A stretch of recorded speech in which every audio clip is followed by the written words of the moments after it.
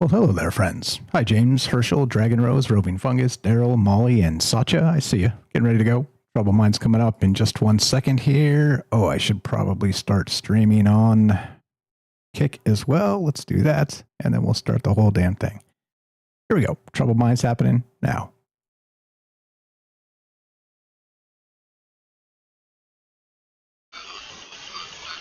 But I think the development of full artificial intelligence will spell the end of the human race. It's a flying object, and we don't know what it is. I would hope somebody is checking it out. I don't know if it was a rocket or whatever, but it could be fast, opposite direction. It was too fast to be an airplane. I'm glad the Pentagon is looking at this, because if it poses a threat, I want them on top of it. Well, the craft generates its own gravitational field. You said there's lights in the sky? The internet has become the command center for criminals and terrorists. 911, what's your emergency? I need help, please help me! Aliens won't let it happen. You know, that's what we're instructed to say. Roswell, Area 51. Alien kept deep under the ground. 1, 0, 1, 1, 0, 1,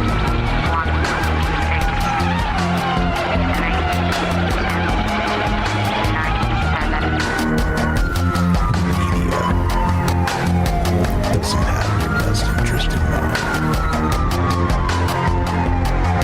The government is self-serving. You're here for a reason. You're listening to Troubled Minds Radio.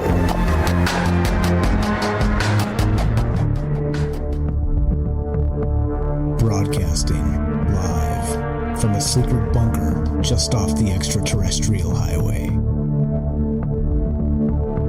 Somewhere in the desert sands outside of Las Vegas. From somewhere in space-time, loosely labeled Generation X on planet Earth.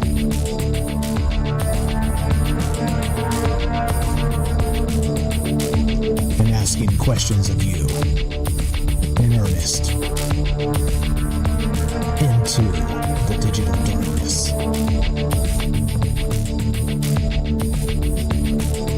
Well, good evening and welcome to Troubled Minds Radio. I'm your host, Michael Strange. We're streaming on YouTube, Rumble, X, Twitch, and Kick. We are broadcasting live on the Troubled Minds Radio Network. That's KUAP Digital Broadcasting. And, of course, 88.4 FM Auckland, New Zealand. If you're interested in where to find all of that stuff, troubledminds.org is the website. KUAPDB.com would be the actual radio station website. And you can find all that stuff on troubledminds.org. It's the main site. Tonight, we're doing part two. Look, there was a ton of stuff happening in the last one because we were talking about J.D. Vance. We were talking about the vice president invoking the D word. Yeah, the big D, demons. When he talked about UFOs, he said he believed UFOs were actually demons. All right. Well, the Pentagon said classified, and Rudolf Steiner said they're both wrong. And they're both serving the same master. So we're going to get to Rudolf Steiner tonight because this is an important part of this that we really didn't touch on last time. But anyway, so the response was enormous. You guys, again, had so many great calls. Like I said, after I was doing the editing on it, I was like, damn, like we are the smartest group in all the radio land because just go back and listen. You'll see what I mean. But anyway, so the phones lit up for 4 seconds. We barely scratched the surface of where this goes. We spent the entire show on the 20th and 21st century in the headlines, in the Pentagon briefing rooms, and the Benny Johnson interview. We established the polarity, Lucifer on one side, Ahriman on the other, which we barely touched on. Again, that's in the first write-up. Links will be in the description down below if you want to go check on that. We added the Christ impulse as sort of the equilibrium between them. And that's, again, included in today's write-up. I'll read some of that as we go. But tonight we go back, way back, because Steiner did not start this story in 1919. He started it in the third millennium before Christ in China, with the physical incarnation of Lucifer in a human body. And he ended it with a prediction about our time so specific that when you hear it, you are going to have trouble dismissing it as mysticism. There are 3 incarnations, 3 adversaries, and behind the 2 you have heard of, there was a third, far more powerful than either, whose number is 666, and whose influence surges on a timeline that lands directly on 1998. The year Google was founded, the year the internet became the architecture of human cognition. Yeah, tonight we're taking your call, 702-857-6939. I'm going to read straight from the write-up here because it's probably the best way instead of me rambling on. I've got clips from the Bill Maher thing, too, to play because I thought as part of the J.D. Vance clips, we've got the whole Bill Maher thing. Because think about it, there is this surge in the zeitgeist right now in this moment, a fever pitch for UFO disclosure, okay? And not only that, it seems like it's going to culminate this summer, which we've talked about in the past a little bit, the 4th of July. The 4th of July is always a day people are out cooking hot dogs, drinking beer, staring up at the night sky, whatever, right? However, this year's special because it's 250 years of the United States of America. And I heard something recently. I was listening to some podcasts today. Shout out to friends out there. You know who you are, which we'll have one of them, these individuals on Sunday. I will have Darcy Weir on Troubled Minds on Sunday. He's at Occult Journeys on X, and he's a documentary filmmaker. But I was listening to him and Jeremy McGowan on a couple different podcasts and just kind of tuning my brain into what others really kind of think about this disclosure space. And Jeremy McGowan mentioned an interesting thing that we always have during big events, New Year's Eve, or of course the 4th of July, whatever it's going to be. There's always these black helicopters flying around because they're scanning for sort of nuclear material, right? The presence is out. It's heightened because they want to make sure, nobody sneaks a dirty bomb into Times Square or something, right? So they're scanning weeks in advance to these huge celebrations. And he was stating that he thinks this summer is going to be the most ridiculous fever pitch UFO sighting fest ever because of this huge celebration. We're going to have all these black helicopters flying around, scanning all over the country where all the biggest celebrations are going to take place. And he thinks that people are going to misidentify all these choppers out there with lights on, doing it day and night. And we're going to have this mass sighting event that's going to happen sometime this summer, especially around the 4th of July, which again coincides with what we're talking about, not just tonight, but in the summer of saucers, as we always sort of ramp up into that season, really what this becomes. But anyway, I thought that was a fascinating way to look at this, because that's the type of stuff that does kind of send the world into a hizzy about this, right? And so, look, I don't know the answers. All the disclaimers apply here. These are just conversations. I go weird and deep because I do like the mythology. I like the folklore. I like, Rudolf Steiner and guys like Desjardins. I like guys like, you know me. What's his name? The guy, the mushroom guy. Yeah, that guy. Because look, they look at the world differently. And I think it's important to look at the world differently, even if you think it's nonsense. And in this case, I think you might write off the ideas that I had a nap when I got home, so my head is not right yet. But the idea of the guy we're talking about tonight, I'll get back to it in a second. See, my head's a mess. But anyway, let me just read the thing so I stop rambling. But I thought that was a fascinating way to tie this into that larger UFO conversation that will reach the fever pitch on the celebration of the 250-year anniversary of the United States. And beyond that, Steven Spielberg has that movie coming out this summer called Disclosure, right? Or Day of Disclosure, something like that.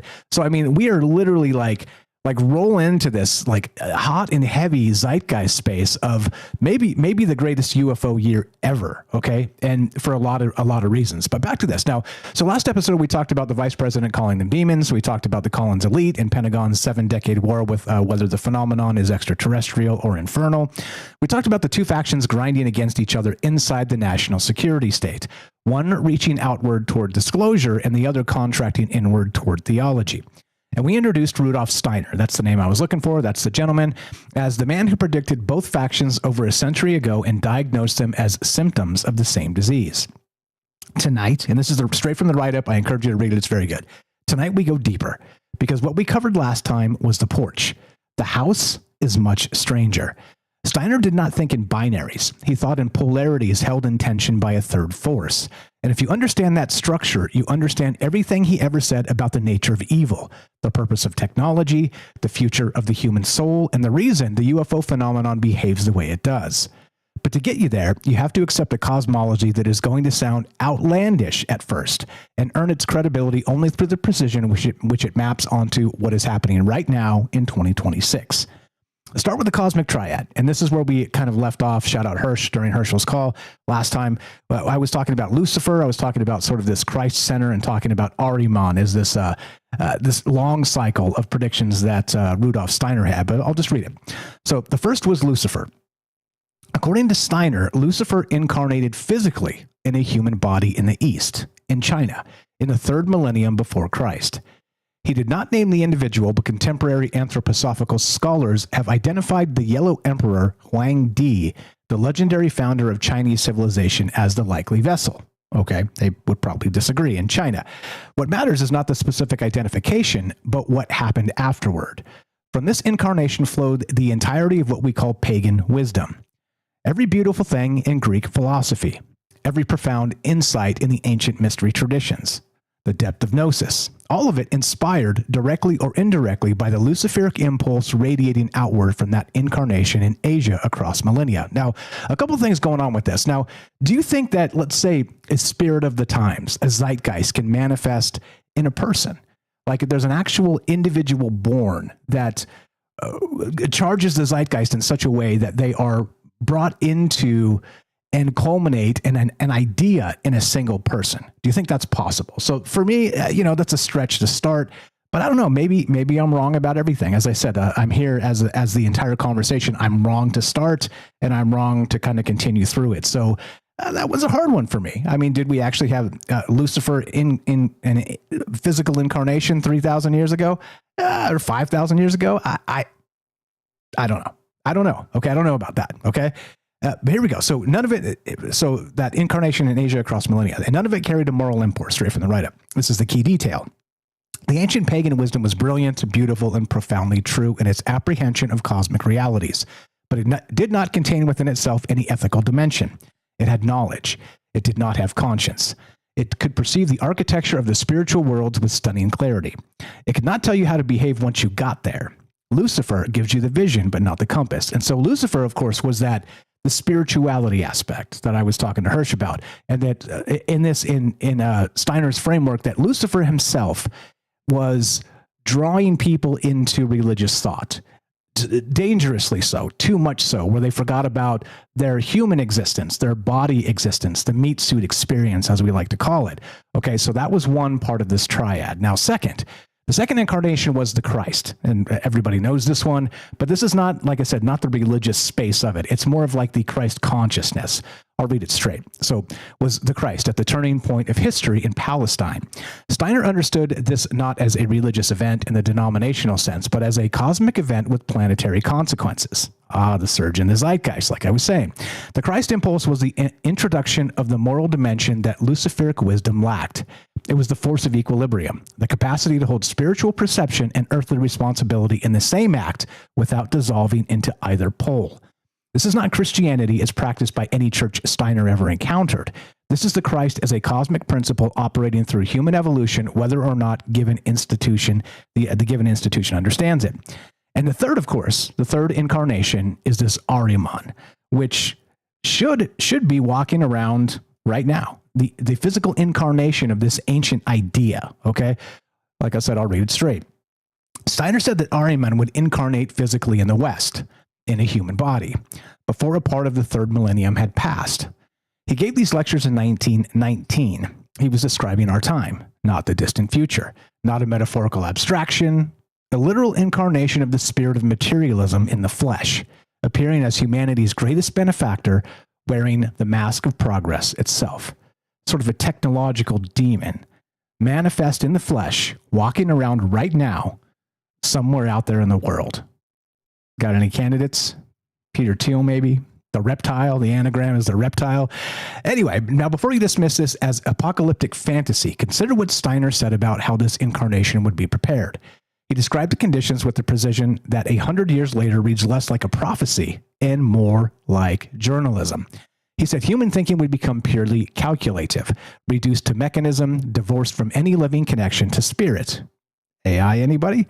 He said people would trust machines more than their own perception. He said the economic man would replace the priest and the philosopher as the dominant cultural authority. He said nationalism and group identity would be weaponized to divide humanity against itself while financial systems consolidated power invisibly above the fray. He said technology would become a primary vehicle for Ahrimanic influence, not because technology is evil, but because technology developed without spiritual consciousness, and it serves Ahriman's agenda automatically. And he said in a passage that stops you cold when you read it in 2026, that humanity would create beings midway between the mineral and plant kingdoms, robotic beings of extreme logical intellect that would spread across the earth, overlaying it with a web of terrible spiders, imitating in their movements all that human beings had conceived with their shadowy intellect. I'll leave it there. Read the rest on the Substack if you're interested, the Troubled Minds newsletter. There's a ton of stuff here. I wanted to get that in because I do want to play some of these clips. Basically, look, we'll do what you want to do. I did it lazy style because I talked this one into the ground last time. So I'm here to talk to you. That's the whole point of this. Do you believe any of this stuff? Again, Steiner's an interesting guy, okay? And these sort of cosmologies that are redefining the way everything works is kind of cool to me because I'm a weirdo. And as you know about me, I enjoy looking at the world differently. And Steiner certainly fits that mold. But when you start doing things like this, it kind of borders on creating your own religion to me. Though he was emphatic, this is not a religion. It does not require belief. He was just sort of putting threads together, just kind of like we do when we talk about these ideas. But anyway, what do you know about this? How weird does it sound? And the first question for you guys tonight, do you think it's possible that there is some incarnation of a surge in the zeitgeist walking around in flesh and blood somehow? I don't know. I think that in and of itself is a fascinating question. We are taking your calls if you want to be part of the conversation at 702-857-6939. Phone line should be working. Thanks for being patient, friends. Let's go to James. And James, of course, thanks for being Johnny on the spot and enjoying the conversation. I hope you are. And welcome. You're on Troubled Minds. How are you, sir? What's on your mind? Go right ahead. I'm okay. Hopefully you can hear me all right. Yes, sir. You sound fantastic. Good. I'll try to make a quick note on the 4th of July and the anniversary and all that, and the helicopters, but also the sightings and misidentifying sightings, objects as being anomalous in the sky around that time.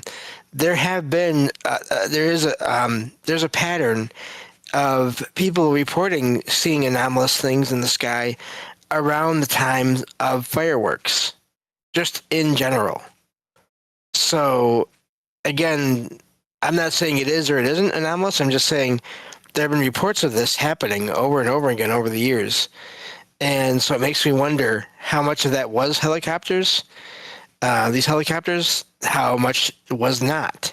So it's a fascinating thing there to think about. And just when it comes to this coming year and all that, I'd be curious to see if we could sort of all monitor that and see what kind of reports we find online about reports of supposedly anomalous things in the sky around that time of the year. Yeah, it's coming. It's absolutely coming. And I see the helicopters that Jeremy was talking about. I see them here every time there's a big to-do in Vegas because, we have 45 million people visit Vegas every single year from all around the world. And so, when you have a huge event like this, there's going to be a ton of people here. So we'll have these things all over the sky. I'm sure I see them every single time. And I know exactly what they are because I pay attention to what's going on around us. So I'm not like UFO, right? Though I've seen some weird stuff and there's a lot of credible people with tales to tell. I'm not so sure that Jeremy's wrong in this case, that we're going to have this surge in sightings because we're going to see unusual traffic patterns in the sky. And that probably is going to, I don't know, drive the fever pitch of ufology in the mind's eye. And welcome to 2026 and the 250-year anniversary of the United States. What else you got? Go ahead, sir. Yeah, definitely. Even if it is not anomalous, it's still going to drive that interest in anomalous things. So sort of the idea of things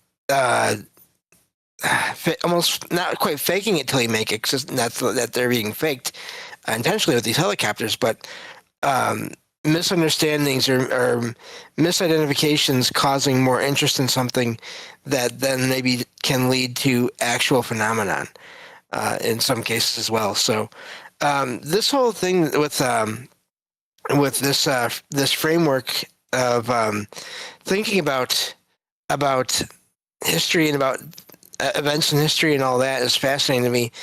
I like what you said where Steiner's framework there of major events throughout history almost seems like it could be religion, but he says it's not.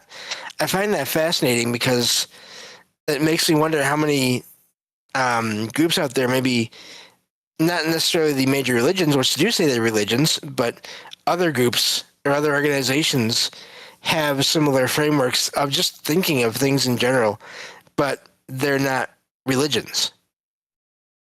Yeah. Oh, yeah. And it's weird to me. Like I said, I'm not going to get into on my soapbox and talk about religion directly. I'll dance around it, kind of like you are in this space.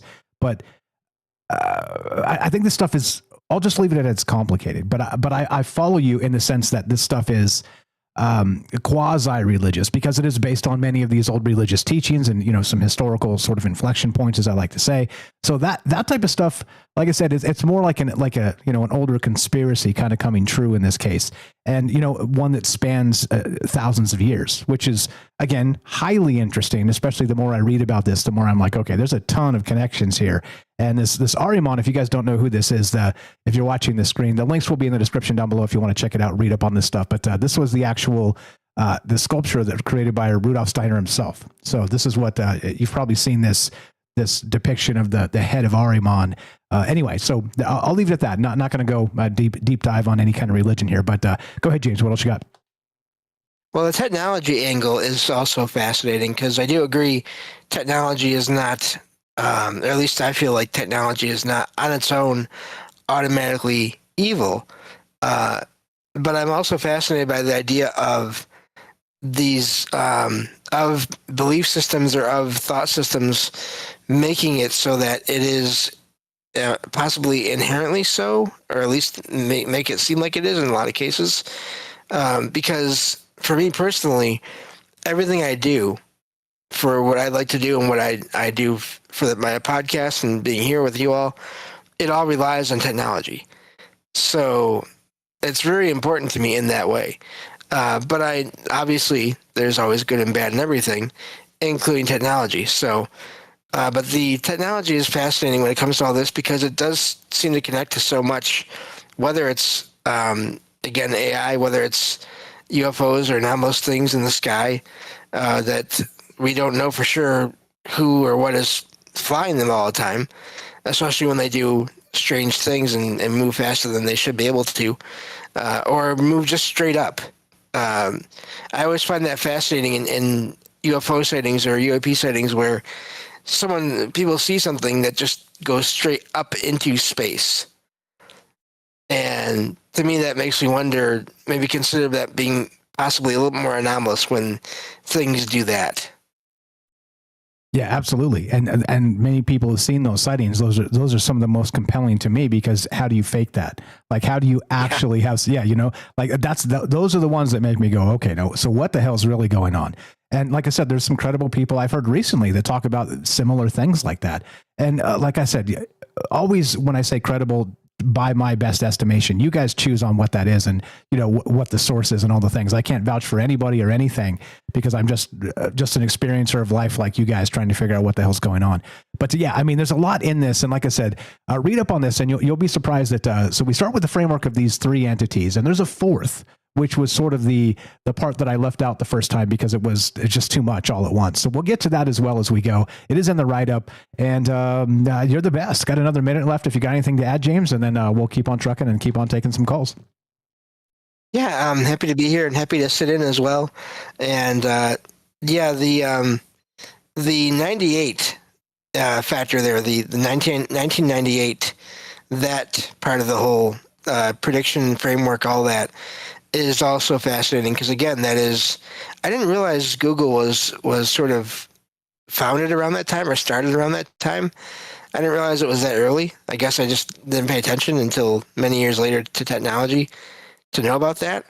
So, but there's a lot of Stephen King, funny enough, does sort of look at all the big companies, the big tech companies, as part of his evil adversary in his Dark Tower series, sort of being part of that empire, metaphysical empire. So that's also fascinating, that connection there.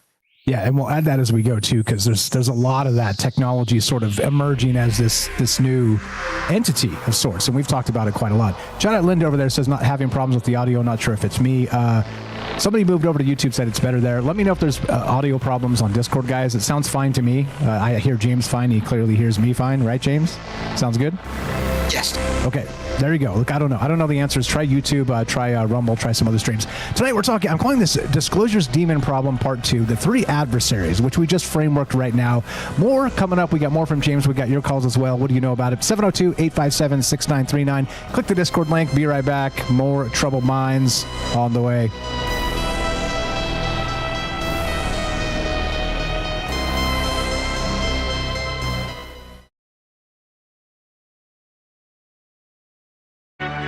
This is Troubled Minds. Your host, Michael Strange, the master of the mysterious, is here to guide you through the shadows of the unexplained.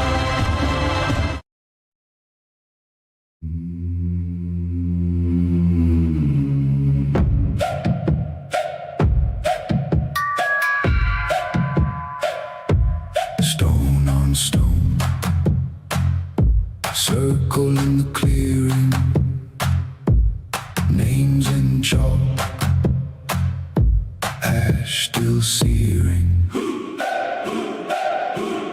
First one waits on the edge of a mirror, smiles like yours, but the eyes burn clearer. Says, tell them all, every secret you're hiding. Hand on your throat, softly guiding. Second one sleeps, and the ink of your letters turns to truth. Then makes the lies feel better.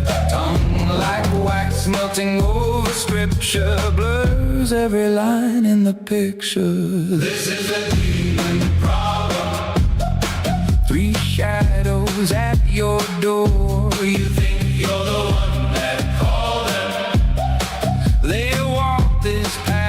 before you bargain in the open. They're already in your head. This is the demon problem. They only deal in what you said. Third one laughs in the hush of the chapel, feet in mud while the candles crackle. Takes your oath, twists each vow to a riddle, hangs it high by a fraying little thread. You say, I just want light, I just wanna be seen. They answer in a choir, low and mean. This is the demon problem.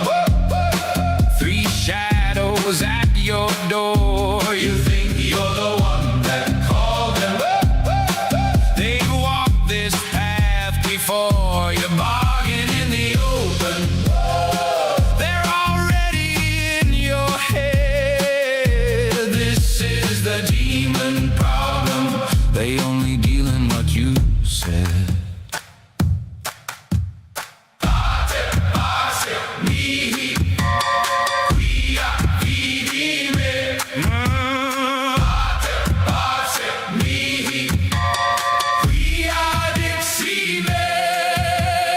Children in the field hum that ancient phrase, round and around in a sleepless haze. This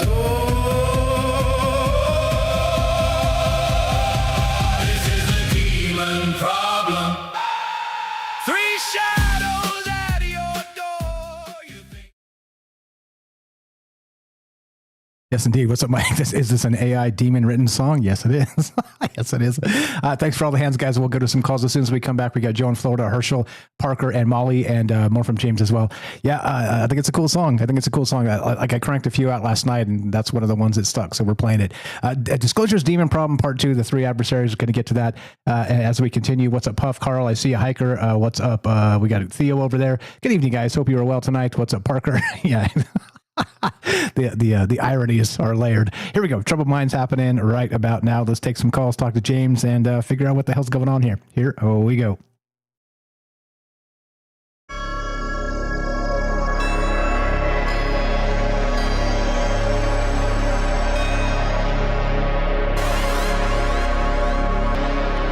Welcome back to Troubled Minds. I'm your host, Michael Strange. We're streaming on YouTube, Rumble, X, Twitch, and Kick.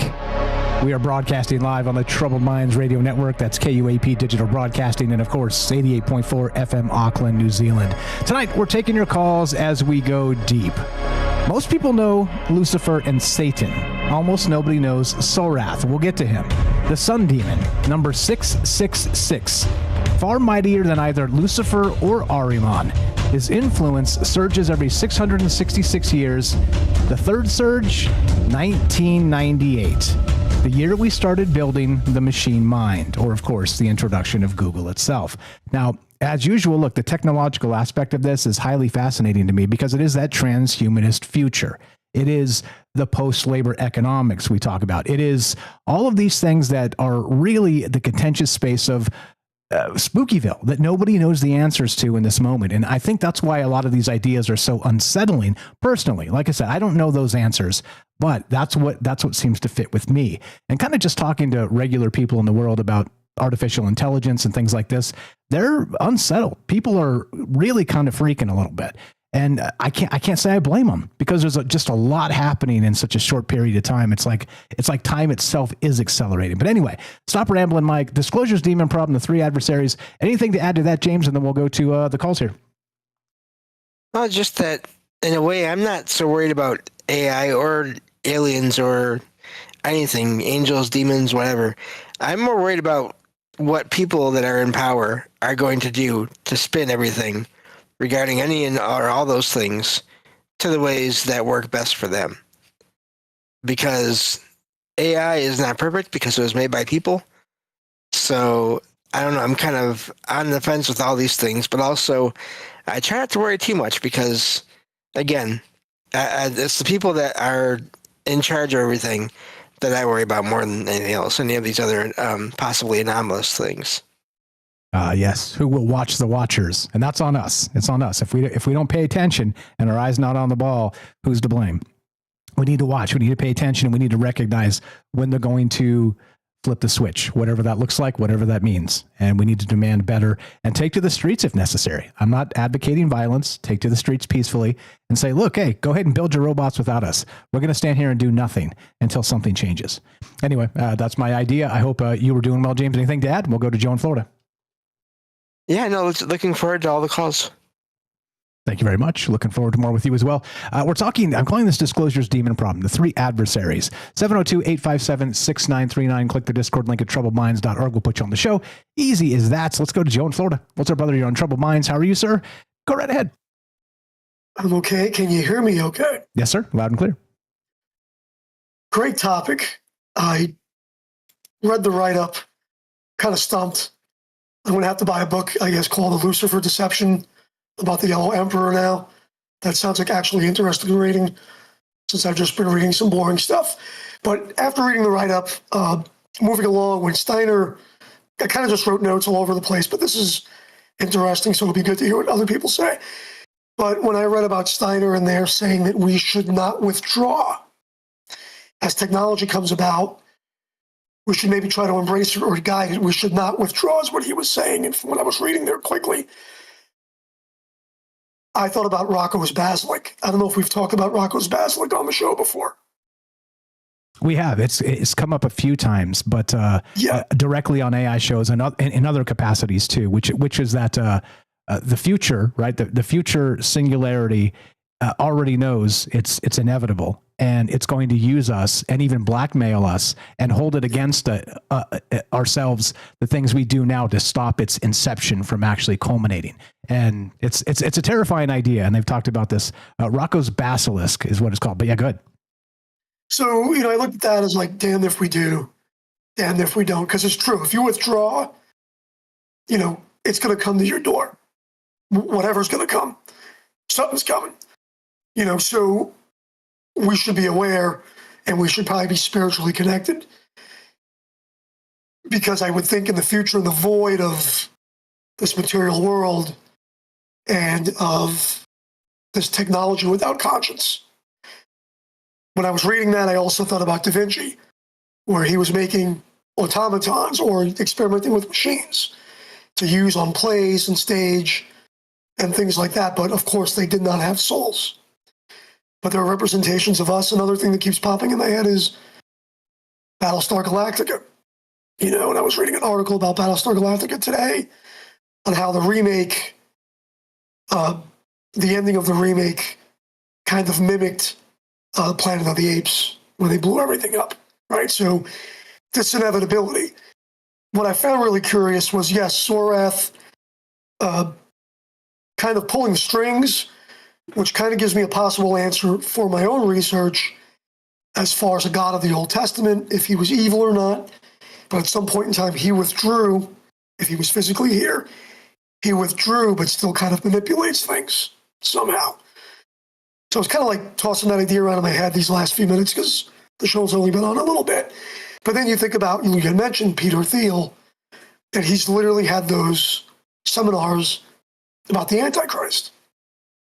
And then when I see him kind of like a cultist, and from what I was briefly able to read about the Yellow Emperor, very briefly, if they are incarnations that keep coming up in this matrix, I didn't get to read much about the Yellow Emperor, but it seemed like they said he was an outworldly being or a representation of the archetype or Lucifer. But a lot of things I was reading about medicine and deception, and then pushing these demons or these ideas out. And something after Atlantis, I don't know how much you've read either, but it was really interesting the few minutes that I've read here since the beginning of the show. So I'm definitely going to probably get that book later on and read on the Emperor himself. But if I read that correctly, in one of those words, it said cult-like mannerisms. And if you look at the world around us, Hegelian dialect is the other thing that pops in my head, is this Hegelian dialect. The reading to me is kind of complicated. Just reading it quickly, Lucifer, Ahriman, Christ, Sorath, all of those things. But for me to simplify it in my terms, Hegelian dialect, create the problem, have the answer, but yet it's, what would be the word, obfuscation, but not really give you the answer.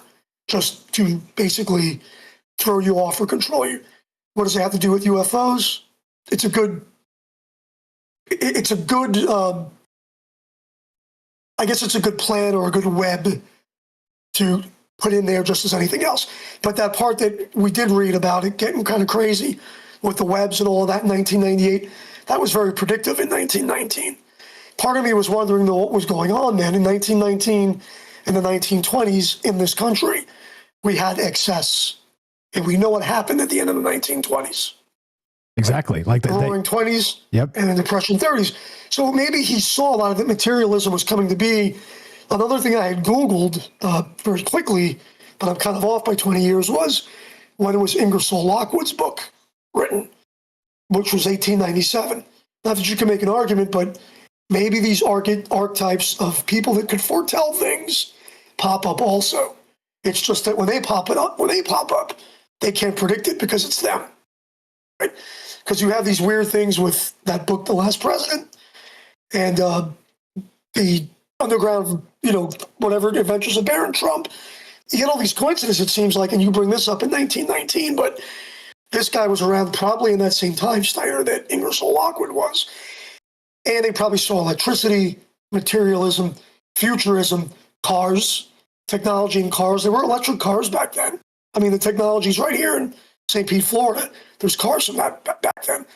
But it was a very accurate prediction. That's kind of weird.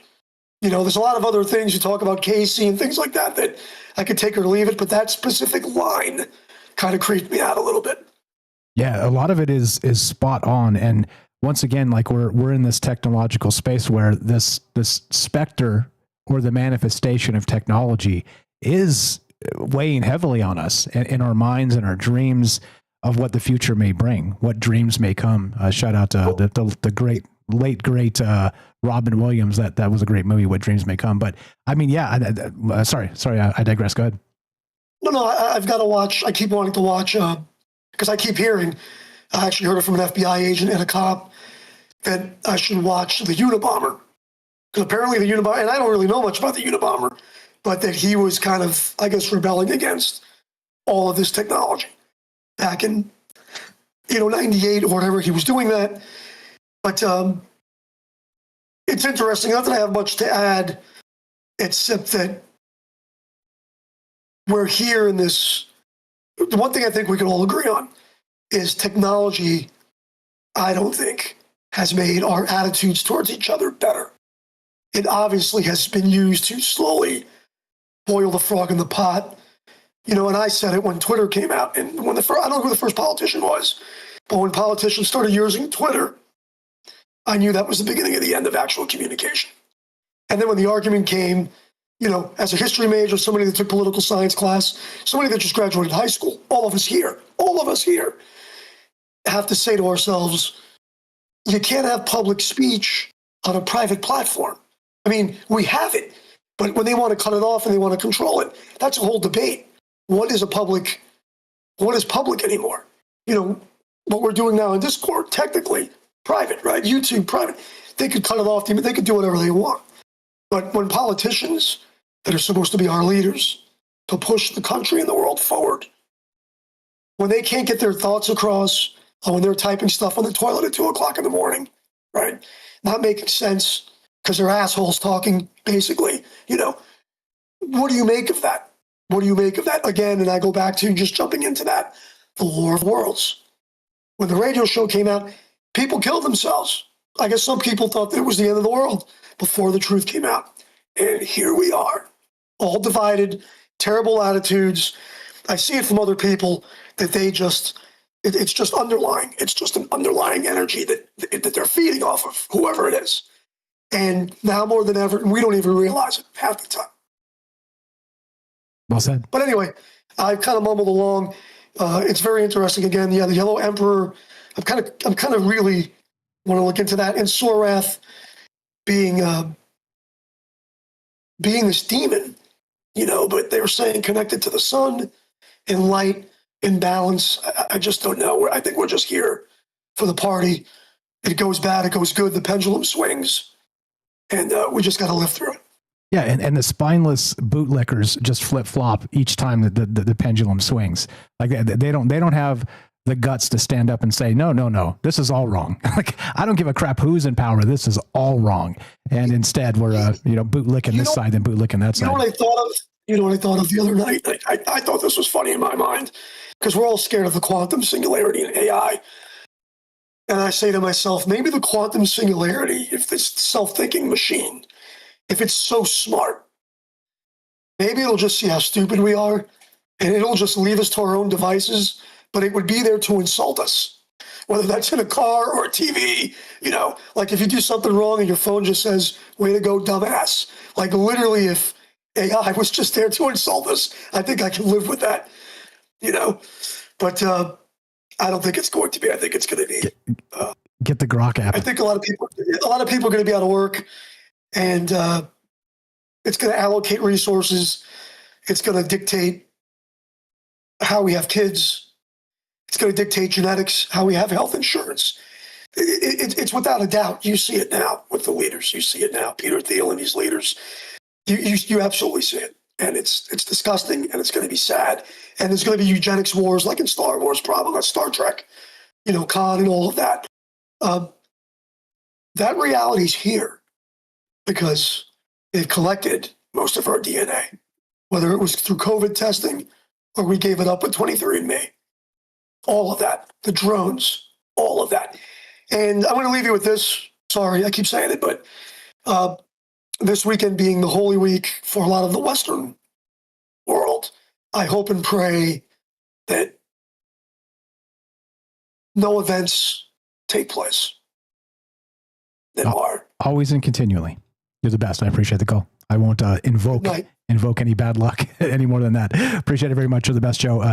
God bless you and the fam. Talk to you soon. Have a great night. Joe in Florida. You know him, you love him, been a good friend for a long time. And shout out Kelly, the first caller we ever had that called back. Joe was the second. He's been a good friend for many, many years now. We're talking Disclosure's demon problem, the 3 adversaries. And thanks for sharing the airwaves with each other. Thanks for being patient friends. 702-857-6939. Click the Discord link at troubledminds.org. Let's go to Herschel in Arizona. Herschel Sterling, what's up, brother? You're on Troubled Minds with Mike and James. Unmute, and it's all yours. Go right ahead. If you got more to go after the break, we got a full 10 minutes plus, but if you got more after, you're welcome to stay. Welcome to the thing. How are you? Go right ahead. All right. Am I unmuted? Yep. You sound fantastic, sir. Go ahead. Excellent. Okay. So parallels. I was thinking, I read the write-up from the last show. I didn't read today's. But I kind of I was really curious about that. And so I kind of got into it a little bit. And so I got parallels. One of the things, something that we talk about on this show a lot is like the multi-dimensional nature of some things. Like, like we have our physical self, and then there might be like an astral self, a higher self. And then some people go as far as to say that if we exist in this dimension, then we're existing in all of the dimensions, but we only get glimpses of those other dimensions once in a while we're in this dimension. And so I was looking at like the scriptures, the biblical scriptures, and those things about like Lucifer and Jesus and stuff. And so Christ, Christ consciousness, all of that. And so one of the things that scripture, and this kind of tracks in a way with what Steiner is saying, because, as you said in the last show, something about Lucifer taking us into the ethereal and kind of trying to separate us from our physical self. One of the things in the scriptures that how they describe him is he's the Lord of the air. And I found that to be an interesting parallel. Like he basically rules the air. So it could be things of, while I do think that it's a spiritual battle, and I think that there are alliances with humanity in space, and then we have, creatures in space who would be opposed to us or who just want to exploit us or use us, and then we have like protectors, both things. But Lucifer being the Lord of the air, like at this particular time, that's part of the thing that we have to deal with. So I found that to be interesting, so that if they are demons, then you know, and they're under his charge, well, that would track with that. Yeah, as being the ethereal thing, and like not as much focused on earth, you know. And then Jesus being the balancing thing between the two, as you know, he's the physical man. He's came in the flesh. He's the Son of Man. He came in the flesh he lived as a human, but his astral self is at the very least in tune with the creative forces. If he's not actually God, he's in tune very much with, so his astral self is divine, you know. So that's the balance. Like, he's fully in touch with the earth, and he's fully in touch with the creative forces. And that's one of the things that the demon aspect of things is jealous of humanity and are angry with us and want to rebel against the creation, because we have the capacity of creativity. That's one of the, since according to the story goes that we're made in the image of God. God is a creative force.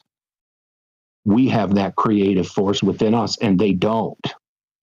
And they feel separate. They feel jealous. They feel envious, and they want to hurt that. They want to take that away. And we know the kinds of people that follow those forces of things they're thieves, they're pirates, they steal intellectual property, they take credit for things that they didn't do. You see what I mean? Like, there's parallels there. Yeah, there's a lot of them. As far as Ahriman goes, that's like wild, because it's kind of saying that at a certain point, man, like what you said from today's write-up about how it's a desire to just override all of those things. It's like trying to override those forces and just create a purely cold, logical system devoid of empathy that is just clinical and mathematical. And that's frightening. Yeah, they want to automate government now. Yeah. Yeah, I always called this the cold, hard spreadsheet. You know, as we move into this space where the Canadian government's allowing you to euthanize yourself because you're poor. I mean, like, there's some really horrific things happening in this world that is like, they're not only allowing you to, they're encouraging it. They're suggesting it. Yeah, like, we can't help you. You know, it's probably better if you just do this instead. Like, come on, bro. Like, this is what I mean too. James said it best, that, you know, like, I'm not so worried about the technology itself. It's a tool. I'm more worried about the people in charge that are making these ridiculous decisions. And that's a perfect example. Mm-hmm. It's a perfect example. Joe was talking about, like, the Holy Week. Israel just forbade the Catholic leadership from being in their church for Easter. That, you know, like, you can't go to your church in Jerusalem on Easter. We're not allowing it. You know, like that. Awesome. So he was saying, I hope that there's not an event. That's kind of an event. That's kind of like serious. Forbidding somebody who's connected to what they call the Holy Land from being there. You know, and again, like, it's just like, you know, these are really kind of weird times. Like, yeah, agreed. That's why when I was reading about this, like, I didn't know a ton about Rudolf Steiner. There's other people in the community that talk about it a lot. So I'm like, you kind of leave them to their thing. You know, don't kind of encroach on other people's lane. But look, this is so relevant to what we're dealing with right now. When I was reading and kind of doing a little bit of digging, I was like, okay, we got to go into this, because this is, like I said, this is the moment where I think the more information, the better. And in this capacity, you know, with us to kind of parse it together and talk about these ideas and make parallels like you're doing, that's what it's all about. I appreciate you, brother. What else you got? Yeah. Well, I'm curious. I want to hear more about Sorath. I mean, I gotta figure out, like, maybe Sorath is like Steiner talked about that there being a physical manifestation of Lucifer, Jesus being the physical manifestation of the creative force. That's the way that's the kind of the way that I'm extrapolating that. And then is Sorath the physical manifestation of Ahriman? No. Is it a man who's just going to be is it a man who is just going to, like, administer and execute those policies? No, so it's like the chaos force. So it culminates every 666 years through the mythology here, and it's more of like that chaos factor. Sorath is not a person. Then it's a thing. It's a thing. So Ahriman supposedly, again, this is Rudolf Steiner, so I can't say otherwise. But I think it's a fascinating concept. But he thinks Steiner thought that this Ahriman would manifest in the flesh and blood right now in our time. So this is a person supposedly that is encapsulating that entirety of, and like I said, the reptile, Peter Thiel, like these are the types of entities where you wonder, like, I don't know, like there's doing those lectures on the Antichrist and stuff. It is bizarre. It is super bizarre. And there's a lot of candidates, like it's like trying to pick the Antichrist out of a sea of demons. Like, how do you do that? So anyway. Is Ahriman the manifestation of the Sorath force? No, they're different. They're different. So I'll get into Sorath and explain that as we go. So sorry about that, to leave that as a cliffhanger, but it is kind of the cliffhanger part that's good. That's fine. Okay. Well, cool. Well, I just kind of had those. I was just kind of, trying threads, as you say. I see those threads. I see those consistencies. Which is the point. So thank you for sharing those. Yeah. And I think there's more to it. You said that the Lord of the Air also makes me wonder about the Lord of the Airwaves, the Lord of the 5G wireless internet, Lord of the satellite systems, the Starlink, Lord of the airwaves of us speaking to each other across the digital darkness. So maybe, right? That's how people talked about terrestrial radio when it first happened. Yeah, we're the devils or whatever. I know. Right. I know. I just think the technology is a tool.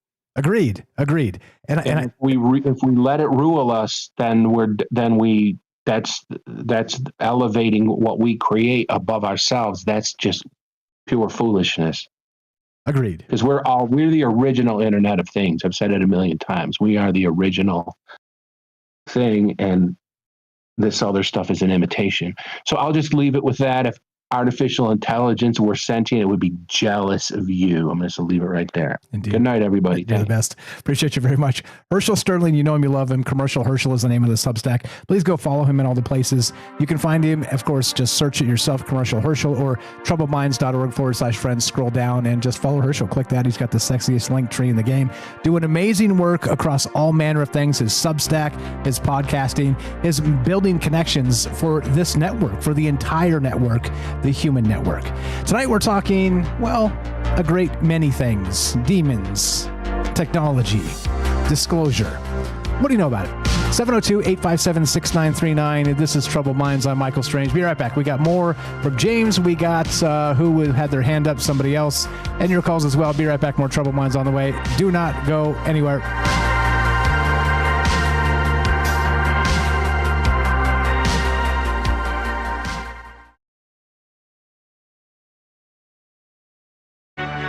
This is Troubled Minds.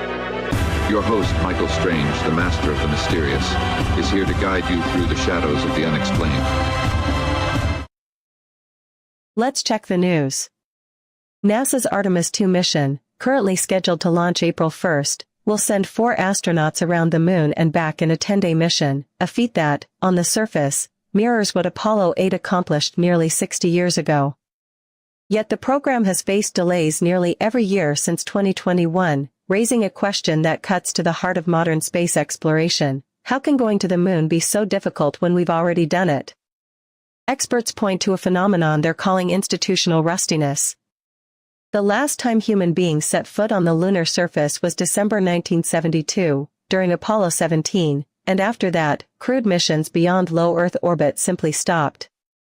More than 3 decades passed between successful robotic lunar landings, from the Soviet Union's final lunar probe in 1976 to China's first lunar rover mission in 2013.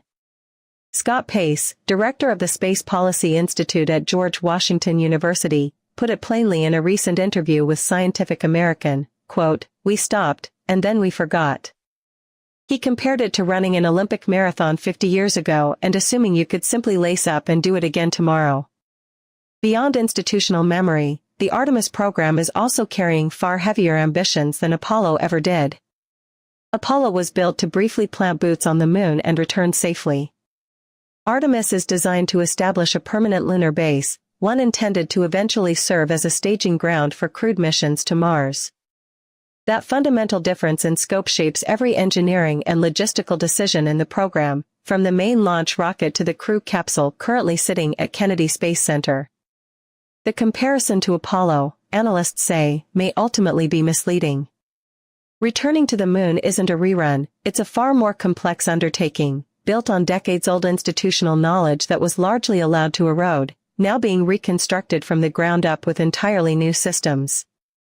Whether the April launch holds to its schedule remains to be seen. Thanks for listening to the Troubled Minds Radio Network. Yeah, I agree. What's up? Race ads in the chat. Institutional rustiness? That's just lazy BSing. Yeah. I mean, it's funny, right? You get older, you've been around the block a couple times, and then when somebody drops like a 2-bit word or term, you're like, it just sounds like BS to me. sounds like somebody told you a report was due at 3 p.m. and you had to come up with some nonsense, and this is the nonsense we're choking down right now. You guys are the best. Thanks for being cool and chill. Thanks for all the amazing calls and amazing ideas. Thanks for being nice to each other in the chat. It means a lot to me. What's up, Eric Dragon Rose? I see you, Roving Fungus. Joe in Florida, thanks for the call. What's up, Daryl in New York? We got Parker coming up. Lunging Mule, Chef Pete. We got Herschel. Thank you for the call. You guys are the best. We got Matt Sal, Satya, the Robert, and Jorge. Yeah, lots going on, right? Over to the Rumble. What's up, Cubs Future? We got Theo's here. What's up, Puff Sighting? Cubs, like I said. Who else? Hiker. Good evening, Theo. What's going on, guys? Hello. Merlin is here. Is that Merlin? Who was that earlier? Yeah, I think maybe. Hold on. Let me look. Lots of great chat in all the places. And like I said, I appreciate it very much that you guys are nice to each other. There's so many places on the internet where we just crap on each other for sport. It's just ridiculous. What's up, Carl? I see you there, buddy. How you doing? Good evening. Over to you, YouTube. Sorry about that. I didn't get you guys on YouTube. To the top. Where's Fred? What's up, Fred? We got Roving Fungus was first. What's up, Parker? We'll talk to him momentarily. What's up, John? Unseen Steve McQueen. Look. Okay. Just reading some of the comments here. YouTube audio's better. What's up to God? Looks like a grouchy Spock. Yeah, exactly. Totally. What's up, Jen? I see you there. Yeah, the song's not wrong, right? Exactly. How you doing, Mike? Good evening, guys. Hope everybody's well tonight. Taxes and healthcare, don't get me started. Stream Jesus. How you doing, buddy? Run your own stream if you want to direct the business. Tell Frank we said hi. What's going on? Unseen Steve McQueen, Miss Honeybee, Ioxy. I see you guys. Here we go. Troubled Minds happening now. Here we go. More coming up now. Yeah. Right? Yeah. Let's find the button. There we go.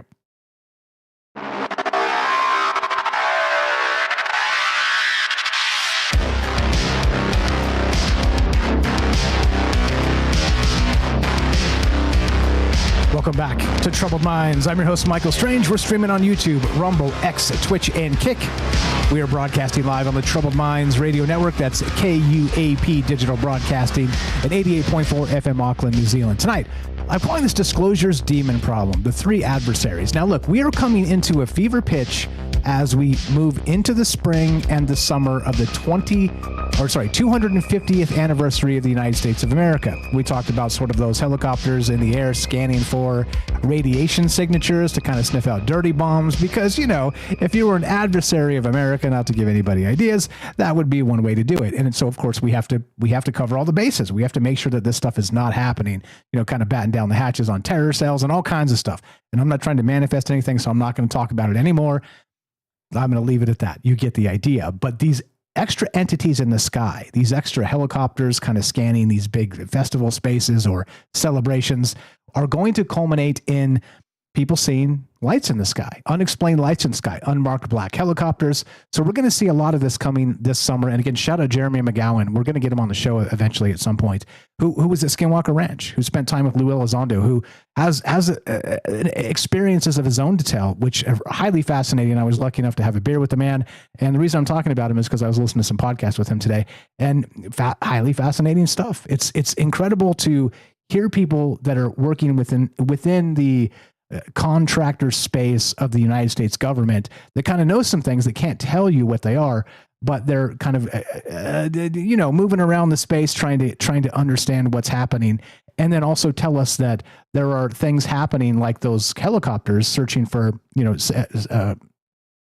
dangerous signatures that we should be aware of, that we don't see every anomalous light in the sky as a UFO. So anyway, that's what's on my mind tonight. Disclosure's demon problem. We're talking Rudolf Steiner. We're talking Ahriman. And we're going to get to this Sorath character. And again, shout out Herschel. I'll get to him, I promise. Sorath is a demon who is the spirit of the sun and whose number is 666. Yeah, does that sound like a familiar number? Indeed, it does. How do you feel about the idea of a moment in the zeitgeist, a temporal inflection point, manifesting as a physical entity, as a person that really not just encapsulates what we're dealing with in a moment, but also brings in the next age? Do you think that's possible?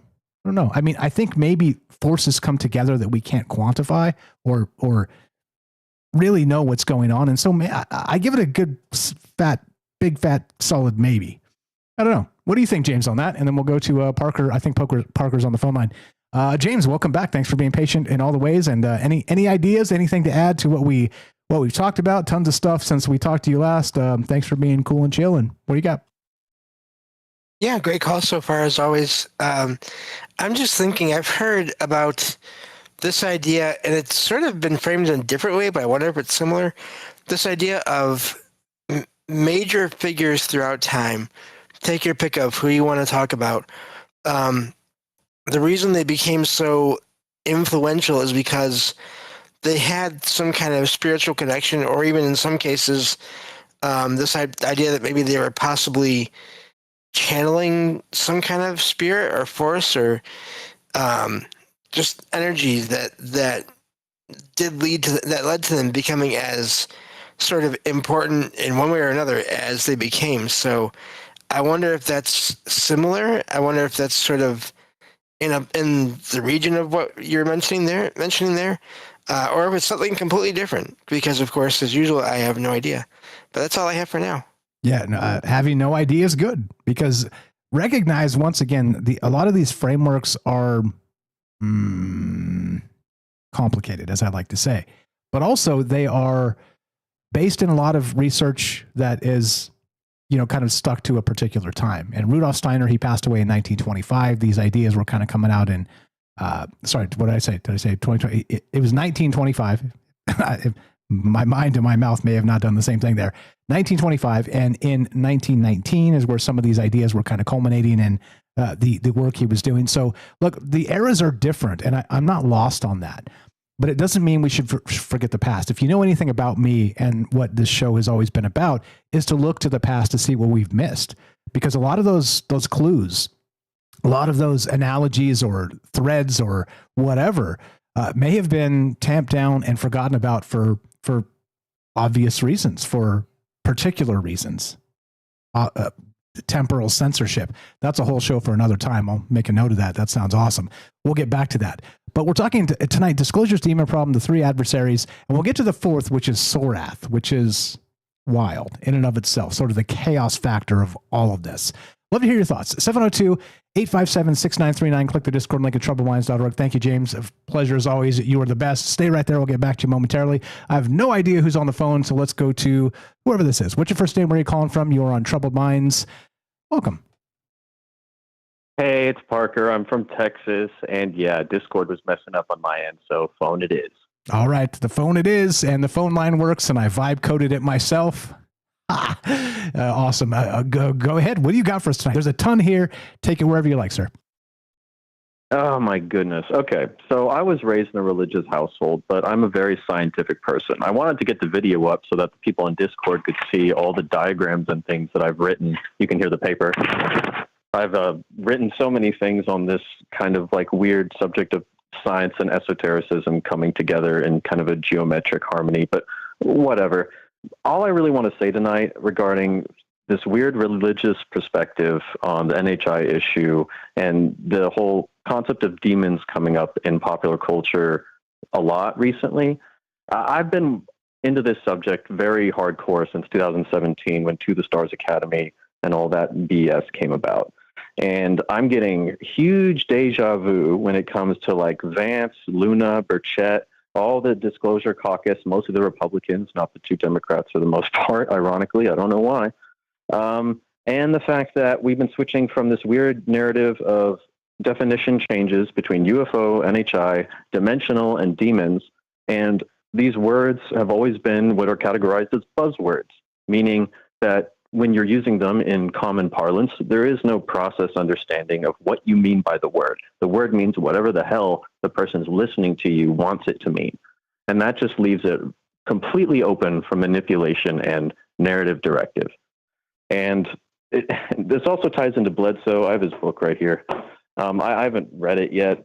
I know people who have read it and seen a lot of reviews on it. And I've looked at Bledsoe a lot, his son, his family.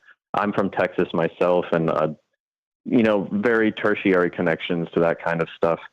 And honestly, as someone who is an experiencer and had things directly, I don't know, given to me in some ways, there's a three minds perspective to this stuff. There's the physicalist, the metaphysicalist, and then there's like the gut feeling knife edge of what you feel is true, but you can't give any value to on either side. When it comes to that, I believe there's this thing called the rule of deception, where we just live on the densest, basically most hellish spot kind of in our existence just because of where we're at consciously. So we perceive everything negatively first, and then we just stack as we go up, and then we perceive the definitions as our balloon gets bigger because of the X squared law. The more you know, the more to the squared power you don't know. So we have to understand that they're just throwing a lot of buzzwords at us, and almost none of us have processed understanding yet because we haven't created this holistic center of our local understanding yet. So I just want to throw that out there for people from someone who's both had a religious perspective and a scientific perspective and tries their damnedest to just sit on that fence and try to go, yeah, but chain the events together and see what's going on and what they're doing. Less on the effects and the causes. Look at the process. Focus on the tip of the pyramid, as it were, not its corners. So thank you. That's well said, all that. And real quick before you go too, regarding the fence sitting between this and that, if you're going to classify me as anything, I'm probably more materialist. As just listening to me speak, you probably know that. But I still believe there's a spiritual war happening, an actual spiritual war happening. So, as these worlds merge, this is important to talk about. And once again, people from all faiths, no faith, whatever, because this is affecting us and it's changing quickly. So I just want to add that too, because I'm with you on that, in that capacity, that I don't know what to think, but I do recognize there are things happening in that unseen realm that we do need to talk about. Right. No, see, that is a great example, actually. I really agree with that completely. And a good example in that instance, for instance, is like, okay, if there's a war happening, the events, and try to track back the chain and see where possible causes are, Oh, we've had craft fall here, here, and here. They look like this, and this. People say that, and that. It's like we all can't live to do the red string on the wall and go crazy, of course. So most of us just have to sit tight and wait. But yeah, the Always Sunny in Philadelphia, putting the strings together. Yeah, I mean, look, I think we do a fine job of it collectively here. Without, I don't think anybody's gone insane here yet. I mean, shout out to everybody out there who hasn't gone insane. It's good. It's good to kind of untangle these threads, as shout out Herschel said, and talk about them. Does it mean anything? Yeah. I don't know. I don't know. I think the future will tell us exactly what we're talking about right now. You're the best, brother, unless you got anything else. Well, yeah. No, one last thing is related to that insanity thing is, if I'm being completely honest, there was a point, and that's kind of why I wanted to bring the video up, that I failed. I don't know why Discord's doing it to me. But I wanted to show some of the stuff I wrote down because it does look insane. It looks oddly organized, but it's insane, and it's scientific stuff that people wouldn't be writing about unless they were PhD level physicists. And I've been, and it just pours out of me like crazy. Half of it's insane, but it's all tied to real things. And I'm like, I don't know. Like I said, it's like this three minds parable where you try to see that like we're kind of like right and left brain beings. We see physical, we have perceived imagery, we have the interior and the exterior, and we try to just interpret it, So I've been finding more and more, if you just try to follow your heart and gut, your body, your entropic system, more than your brain, you tend to find more correct answers. But to do that, you have to be calm. You can't be full of cortisol, all that junk. So good luck to everybody. Well said. You too. Always a pleasure. We'll talk to you soon. You have a fantastic night. Awesome. Have a good night. You too. Take care. That's Parker. Again, let's go encourage him to make some more stuff. He's got a YouTube channel. You know where to find him, troubledminds.org/friends. Scroll down. It's alphabetical. Just go down. It says Parker right there. Click on Parker. Go check out his YouTube channel. He's got a trailer where he's talking about these ideas and creating more videos about these things. Look at I'm pretty sure he's quite a bit younger than me, maybe half my age, somewhere in that degree, right? But for all the generational, the wars going on. Oh, this Gen this is lazy and Gen that is this, and a Parker. And I disagree. Like, as usual, there's going to be good people and there's going to be bad people in every generation. Okay? Like, don't get caught up in grouping all of these people as a certain thing just because, George W. Bush is bad or whatever. You get what I'm saying? It's ridiculous. It is bigoted, period. And there are bridges we can make to kind of solve these divides, I think, and this shows one of them. James, anything to add? We got another call on the line we'll go to in just a second. Just that, yeah, I'm kind of, Parker's call, great call, reminded me of how at this point now, everything I'm doing for all my research for just myself and for my podcast and everything and being here, I'm not as interested in the names that people want to give all these beings or entities. I'm more interested in the experiences and the patterns that you can find there, because there are patterns. And the names can be so varied that if you're trying to go base things on that, it's going to complicate things even more than maybe they need to be. So just wanted to point that out as well. So, yep, looking forward to the rest of the calls. You are the best. Fire stuff as always. While you're down there following Parker, troubledminds.org/friends, follow James. Salcido Paranormal, SALSIDO, paranormal.com, or just scroll down, friends. Follow James, click it, do the thing. Go help our friends in all the places. I appreciate it very much. Tonight we're talking, and we'll get to this Sorath person. I promise you in the final segment, because it is the drop. It is like the, wait for it. Here's the drop. I will add Sorath in the final segment, so we bring all of this narrative together, okay? And like I said, if you don't believe in threads or narratives, that's fine by me. I could care less, and that's it. That's it. No truth to be found here, just talking ideas, and with our very smart friends. I'd love to hear your thoughts. One more time, 702. What's the number? 857-6939. Pretty soon we're not going to need the old number back. We'll just roll with the new number, whatever. Like, F off if you can't port a number from one thing to the other. Don't even ask me about it. It'll piss me off, as you can tell. One more time, 702-857-6939. Hey, a vibe-coded app that I did myself that is the new phone line works. Thanks for the call, Parker. Let's go to whoever else is on the line. And what's up? What's your first name? Where are you calling from? You're on Troubled Minds. Go right ahead. Test phone line. You're on Troubled Minds. Are you there? Test on the phone. On the phone lines. Are you there? You waited for a minute, so that tells me you kind of want to say something. All right. I'm going to just keep talking, and you just, if you unmute or something, I'm going to leave you on. Okay. So, all right. Okay. Anyway. All right, okay. So like I said, we in this particular space right now that we're in, tomorrow is April Fool's, right? We are moving into this space of what somebody over on Rumble said. We got a full moon coming. I don't know. I don't do that type of sort of connections. I'm more of a media guy, kind of watching what the zeitgeist brings us in the media space. And the reason we're talking about this at all, this disclosure's demon problem, is because of what J.D. Vance said. The UFOs are demons. Okay. And that led us here to this moment. Test 1 2 on the phone. If you're there, just go right ahead and interrupt me and I'll shut up. Look, I don't know these answers, but I do know I can spot an op from a mile away. Like I said, most of what I do these days is sort of scanning news cycles for propaganda.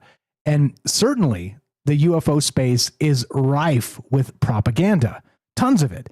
And all the different players, look, I don't trust any of them, to be honest. Like I've said this a lot, if you're basically in the UFO community, no offense to you, it's not personal. I promise you, it is just one of the most highly obfuscated spaces for national security reasons. Okay. And some of it I can understand, some of it I cannot, but I do think there's something there. That's it. And now we're in this space of the vice president comes out and says on the Benny Johnson podcast, like we said on the last show, I think they're demons. All right, cool. That is the Collins elite take from Nick Redfern from, the 1950s space. So what's really going on? That's the question. One more time, 702-857-6939. Click the Discord link. Whoever was on the phone called back. You're on Troubled Minds. What's your first name? Where are you calling from? Go right ahead. Hey, what's going on? It's Jay. How you doing? Jay in Arizona. What's up, brother? The official skydiver of Troubled Minds. How are you, my man? I'm trying to catch up. So the topic is about, I guess, UFOs and demons, you stated. I guess in the media, I haven't really been on top of everything. The media is on top of too many things. But yeah, so this actually is a part 2 from Sunday. J.D. Vance, the Vice President of the United States, said he believes aliens are demons. He's on top of it. He's going to get to the bottom of it. That's the crux of it. It led into some Rudolf Steiner stuff and these other entities that go back deeper, thousands of years, and the culmination of all of this on the 4th of July, 250-year anniversary of the United States of America. So lots there.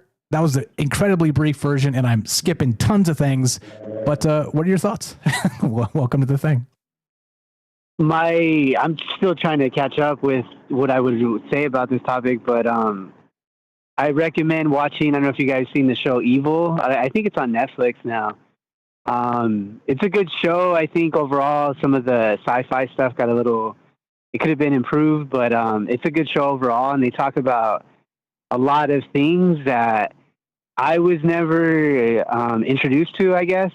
A lot of people that I knew as well weren't introduced to. And they cover a lot of those interesting topics. It's just interesting. And I'm not saying it is whatever they're stating it is, a demon or something, but it's just interesting how we put classifications on different things, like if Bob Lazar, I don't know what he referred to it as, but it's interesting because I don't know, like that show kind of references like I forgot what they were working on, some collider, like a hadron collider or something like that. If you look into it, you'll see it in one of the episodes and they talk about this, and it makes you wonder because they are messing with stuff in different waves or different forms, I guess, and maybe it does open a portal. But I don't know, it's interesting. Like I said, I didn't expect to talk about this at all. I was still trying to catch up to your other shows. I know you had like a near-death one. I forgot what the other two were, but pretty interesting. I just didn't get time to call in, so just thanks for taking my call again. No, glad to have you. I appreciate you calling back. So what happened the first time you called? Did you hang up or did it hang up on you? Just in case there's a debug thing I can fix. No, I think it was on my end, so don't stress about it. It was, I think, just like a lost connection, or it wasn't a drop call, but it just said something transmitting or something like that. Okay. All right. Just wanted to make sure, but you can't hear all of us. You hear the Discord coming through when you're on hold and everything. So that part Yeah, works. everything's clear. Everything's clear. All right. Perfect. Yes, sir. That's what I need to know. Appreciate you very much, brother. Be safe out there. Please, please, please. We appreciate you very much. Thanks for listening. Thanks for calling, and we'll talk to you soon. Have a great night. Jay in Arizona, the official skydiver of Troubled Minds. Yeah, you bet your bippy.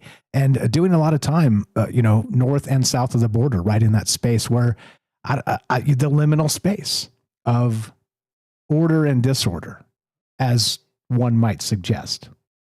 Meaning there's a lot of that cartel stuff going on down there. And it's, You don't want to find yourself in the wrong place, especially think about it. Driving's one thing on a private road or something. You're like, oh, geez, how did I get here? But imagine skydiving and ending up some place you didn't expect. Yeah, fire stuff. Appreciate the call. Yeah. Okay. So like I said, a lot to get to tonight. We're through most of it here. If you want the entire, literally from top to bottom, the whole thing, just go check out the newsletter. This is where all the stuff goes. These are where all the write-ups are. And I'm going to mention something about the Substack here. This is an aside a little bit, but it's an important aside. All right. Like I had to dust up on, and I hate when people do this, by the way. So forgive me. I think this is lowbrow and stupid, but somebody popped off on me on Substack, and I answered diplomatically, and then they kept calling me names and stuff. But then I go check their scroll, and they said something to the effect of, kill all. I won't even say the words, kill all, and it rhymes with bruise. Okay. You know exactly what I mean on their scroll. Look, I'm done with you. When you say stuff like that, it is the most grotesque, irresponsible, nonsensical thing. And I don't care how edgy you think it is. You are calling for genocide. Okay. And I'm done with you at that point. And just a reminder, I am here as a positive influence in this world, in this realm. And when you say stupid, unbelievably uneducated things like that and call for genocide, not recognizing that somebody could call for it against you, I don't have time for those people. Okay. And so that was my note in the Discord on congeniality. I'm okay with ideas that make me uncomfortable. But the second you say specifically and directly, death to these people or death to those people or violence in general, I'm out. You got it? I'll have your back until you cross that road. When that bridge is crossed, I'm going to blow it up. Okay? And I will not be nice anymore. Just a reminder, I'm a very nice guy. I try very hard to be kind in all the ways to myself and to the world around me. And of course, to the people that are part of this. But when you say things like that and think you're edgy, you can GTFO. That's how I feel about that. Anyway, there's the aside. Not going to tell you who it is. Doesn't matter. Just a reminder. We're here together. Period. That's it. Okay. Disclosure's Demon Problem, Part 2. The 3 adversaries. So in the final segment, we'll get to this idea of Sorath. Okay. Every 666 years, he culminates in the power space as the chaos factor between this 3 adversary issue we've been talking about tonight. And this is, again, Rudolf Steiner's framework. This is not mine. This is just kind of a guy. I haven't read all of Steiner, obviously. Otherwise, I'd be more articulate about it. But you get the point. There's a lot going on here about a lot of things that a lot of people don't know about that might be worth something in 2026. So let's think about it. Let's talk about it, and let's consider what comes next. If you want to be part of the conversation, the number to call is, of course, 702-857-6939. Hey, vibe coding works. I vibe coded that phone number myself, and it sounds fantastic. Huh? Tell me, technology is not just a tool. Can we use it to make the world a better place? Yeah, you bet your ass we can. Be right back. More Troubled Minds on the way. We got more from James. We got Derek the Night Stalker coming up. Your calls as well. And Sorath as the final entity tonight.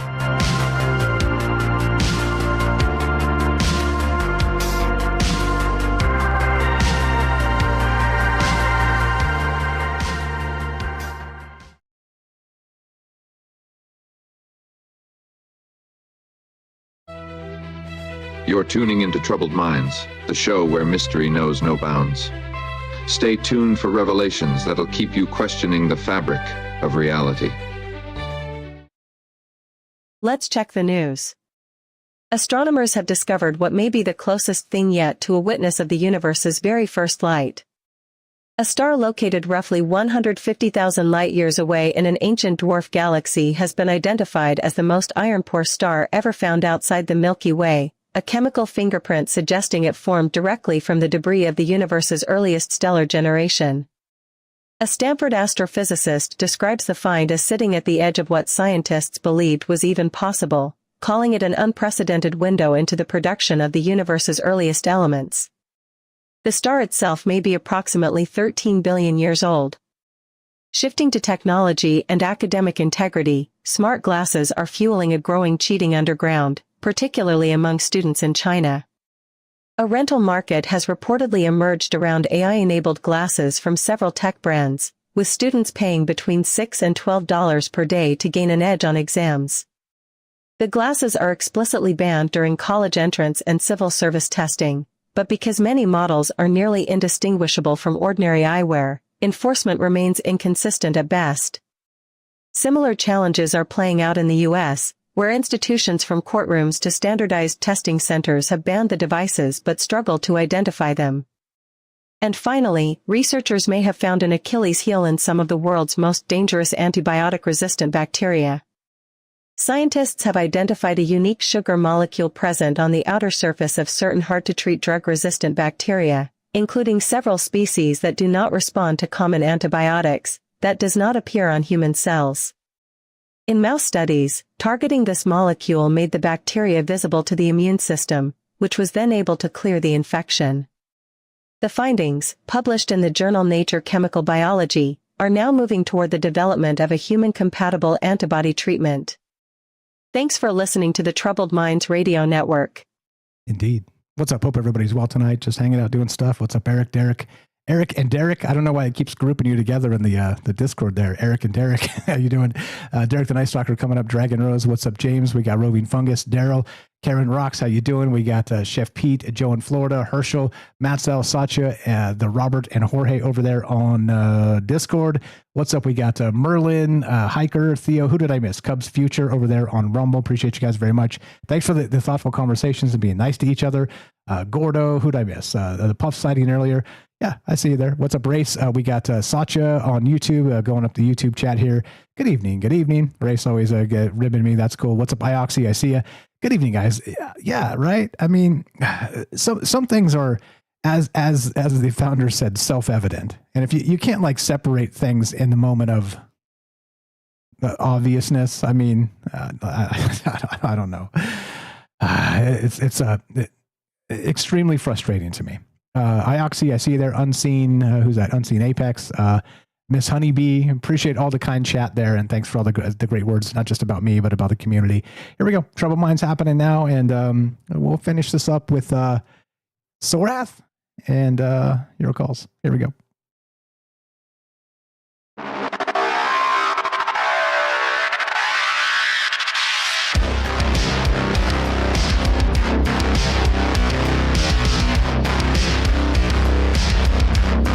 Welcome back to Troubled Minds. I'm your host, Michael Strange. We're streaming on all the places, all the things. TroubledMinds.org. Come say hi. Come click the Discord link. Come meet all these amazing people that make this show go.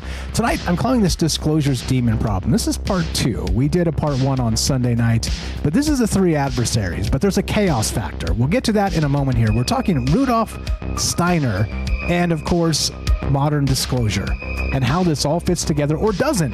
Don't worry, too, if you're like, I don't get it, Mike. Yeah, cool, that's fine. That's the point.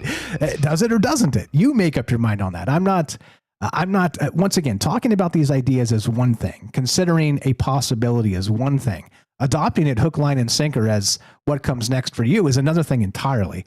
So, of course, I don't recommend that, as usual, which is why I drop all the disclaimers in the beginning of these shows, because truth is yours, not mine. Okay, my truth is mine, but your truth is yours. That's it. Let's talk about it. How weird does this get? And what do you know about Ahriman and the physical manifestation of a zeitgeist and temporal inflection point? James, anything to add? And we'll go to Derek the Night Stalker. Well, but Mike, what if I want your truth and everyone's truth? I want all the truth. I mean, come on. All yours, buddy. I want it all. No, I'm kidding. All yours, buddy. Great calls from everyone, and it's going to this again, the idea that this is a framework of or a system, possible way to look at things. I'm finding now that my way of looking at things is almost sort of as unorganized as my view of everything that's anomalous. In other words, I don't really have a system, and I don't really know how to classify all the things I talk about or think about all the time.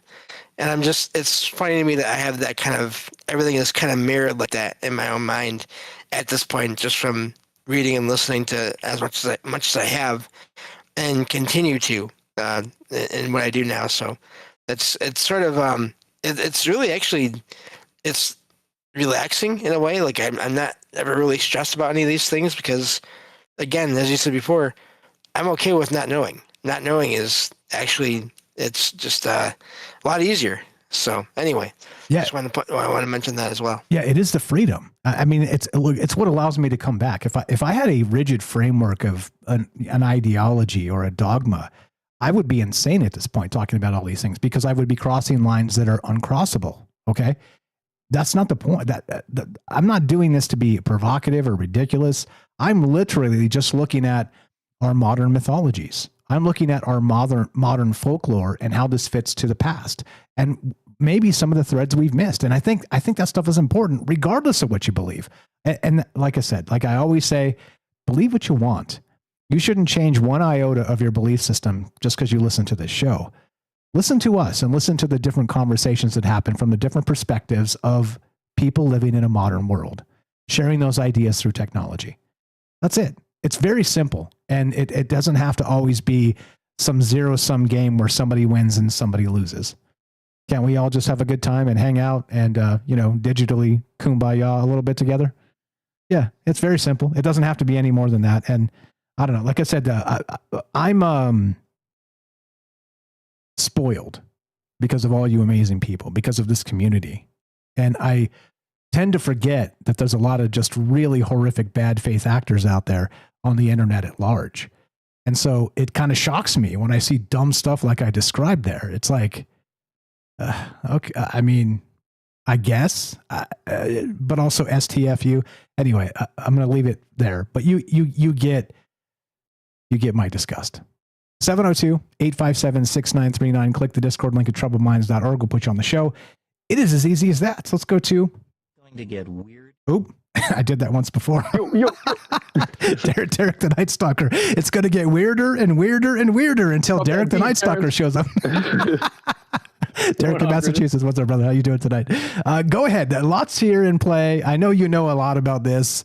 At least Steiner and some of this stuff we've talked about in the past. What do you got for us tonight? Tons of ways to take this. As usual, you know the drill. Take it wherever you like. Yeah. First, great show, everybody. Great show. Good stuff, James.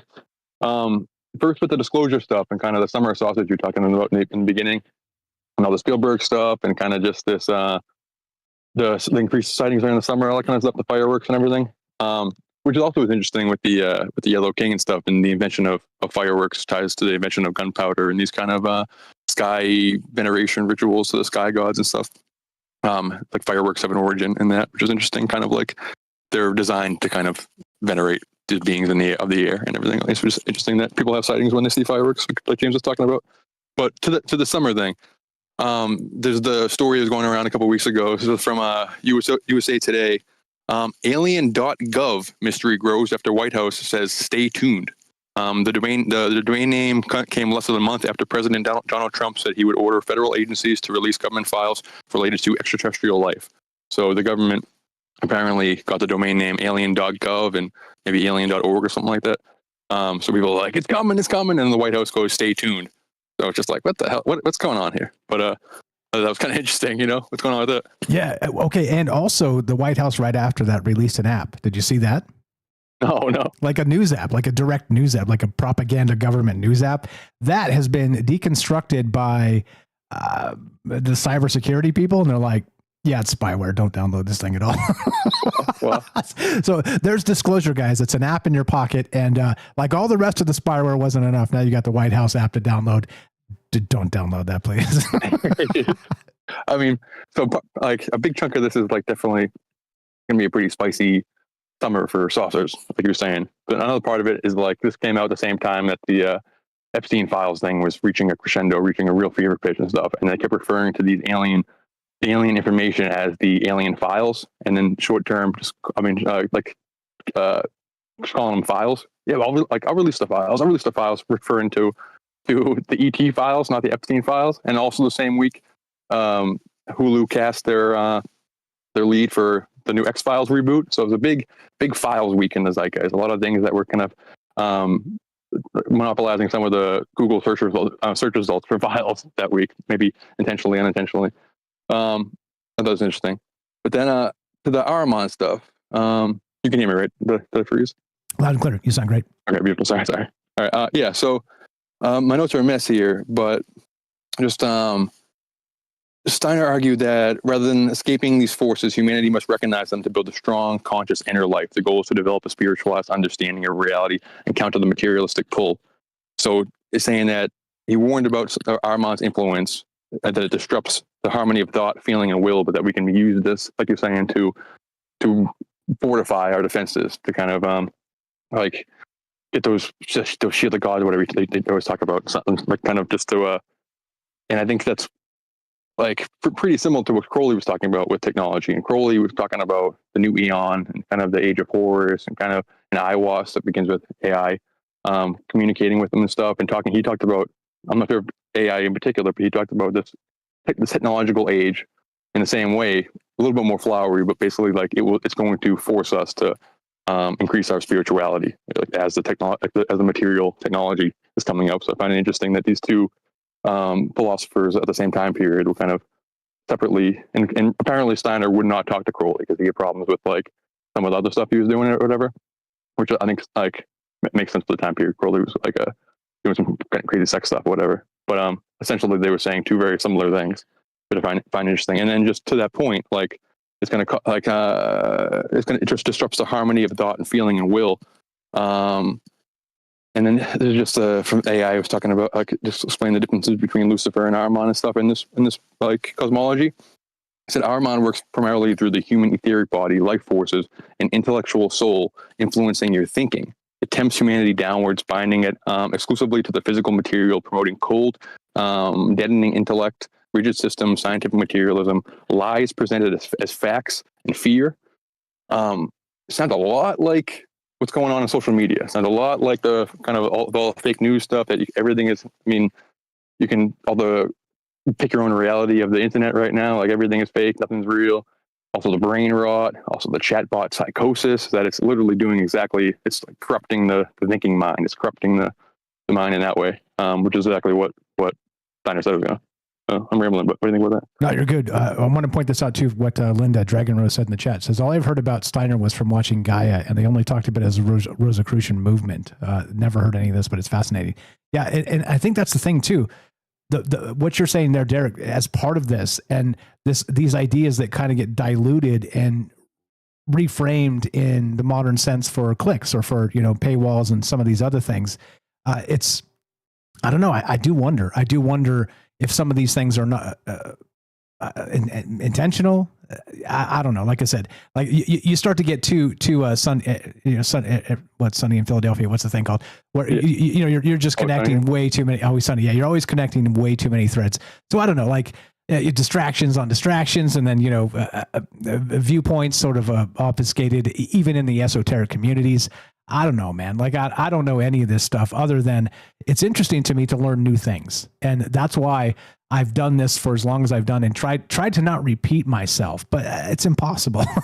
but you recognize years and years and years later, look, you and I have known each other for such a long time, and we've talked about so many amazing ideas. We've never talked about this directly. Like this is how wide and rich and varied these conversations and these ideas get. And that's the point. And back to Ahriman, as you said there, is that it is that cold intellectual space. It is, we're supposed to recognize this as the new priesthood. I think it is part of that, which we've talked about extensively in the past.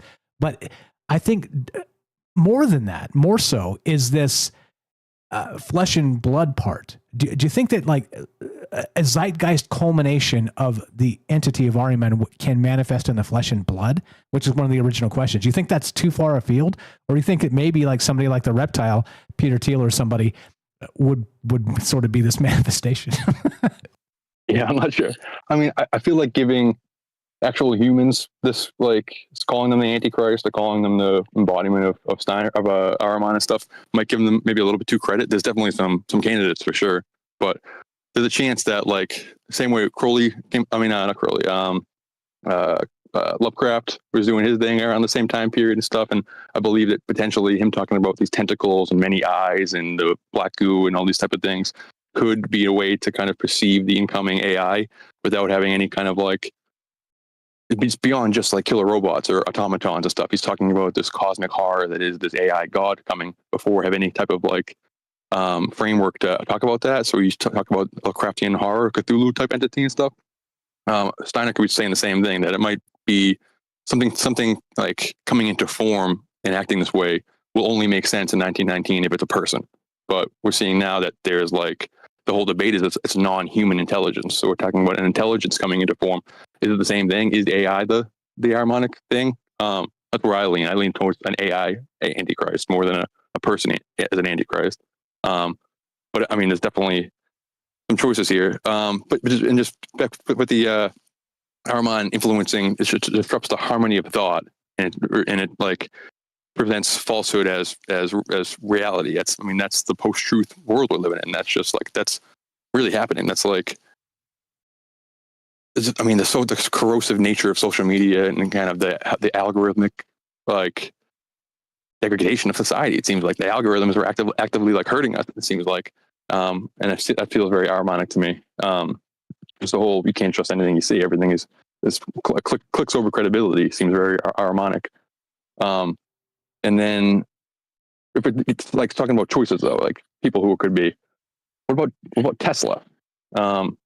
I've been saying for a couple of years, like, are we sure about Tesla? Are we sure about Tesla? And he's really presented in the conspiracy world, especially as this kind of this king that's like, he was like, he had his work stolen, he died penniless and all this kind of stuff. So he was kind of seen as this, like, they silenced him. He's the first person who was kind of shadow banned, so to speak. And he's kind of this conspiracy like icon.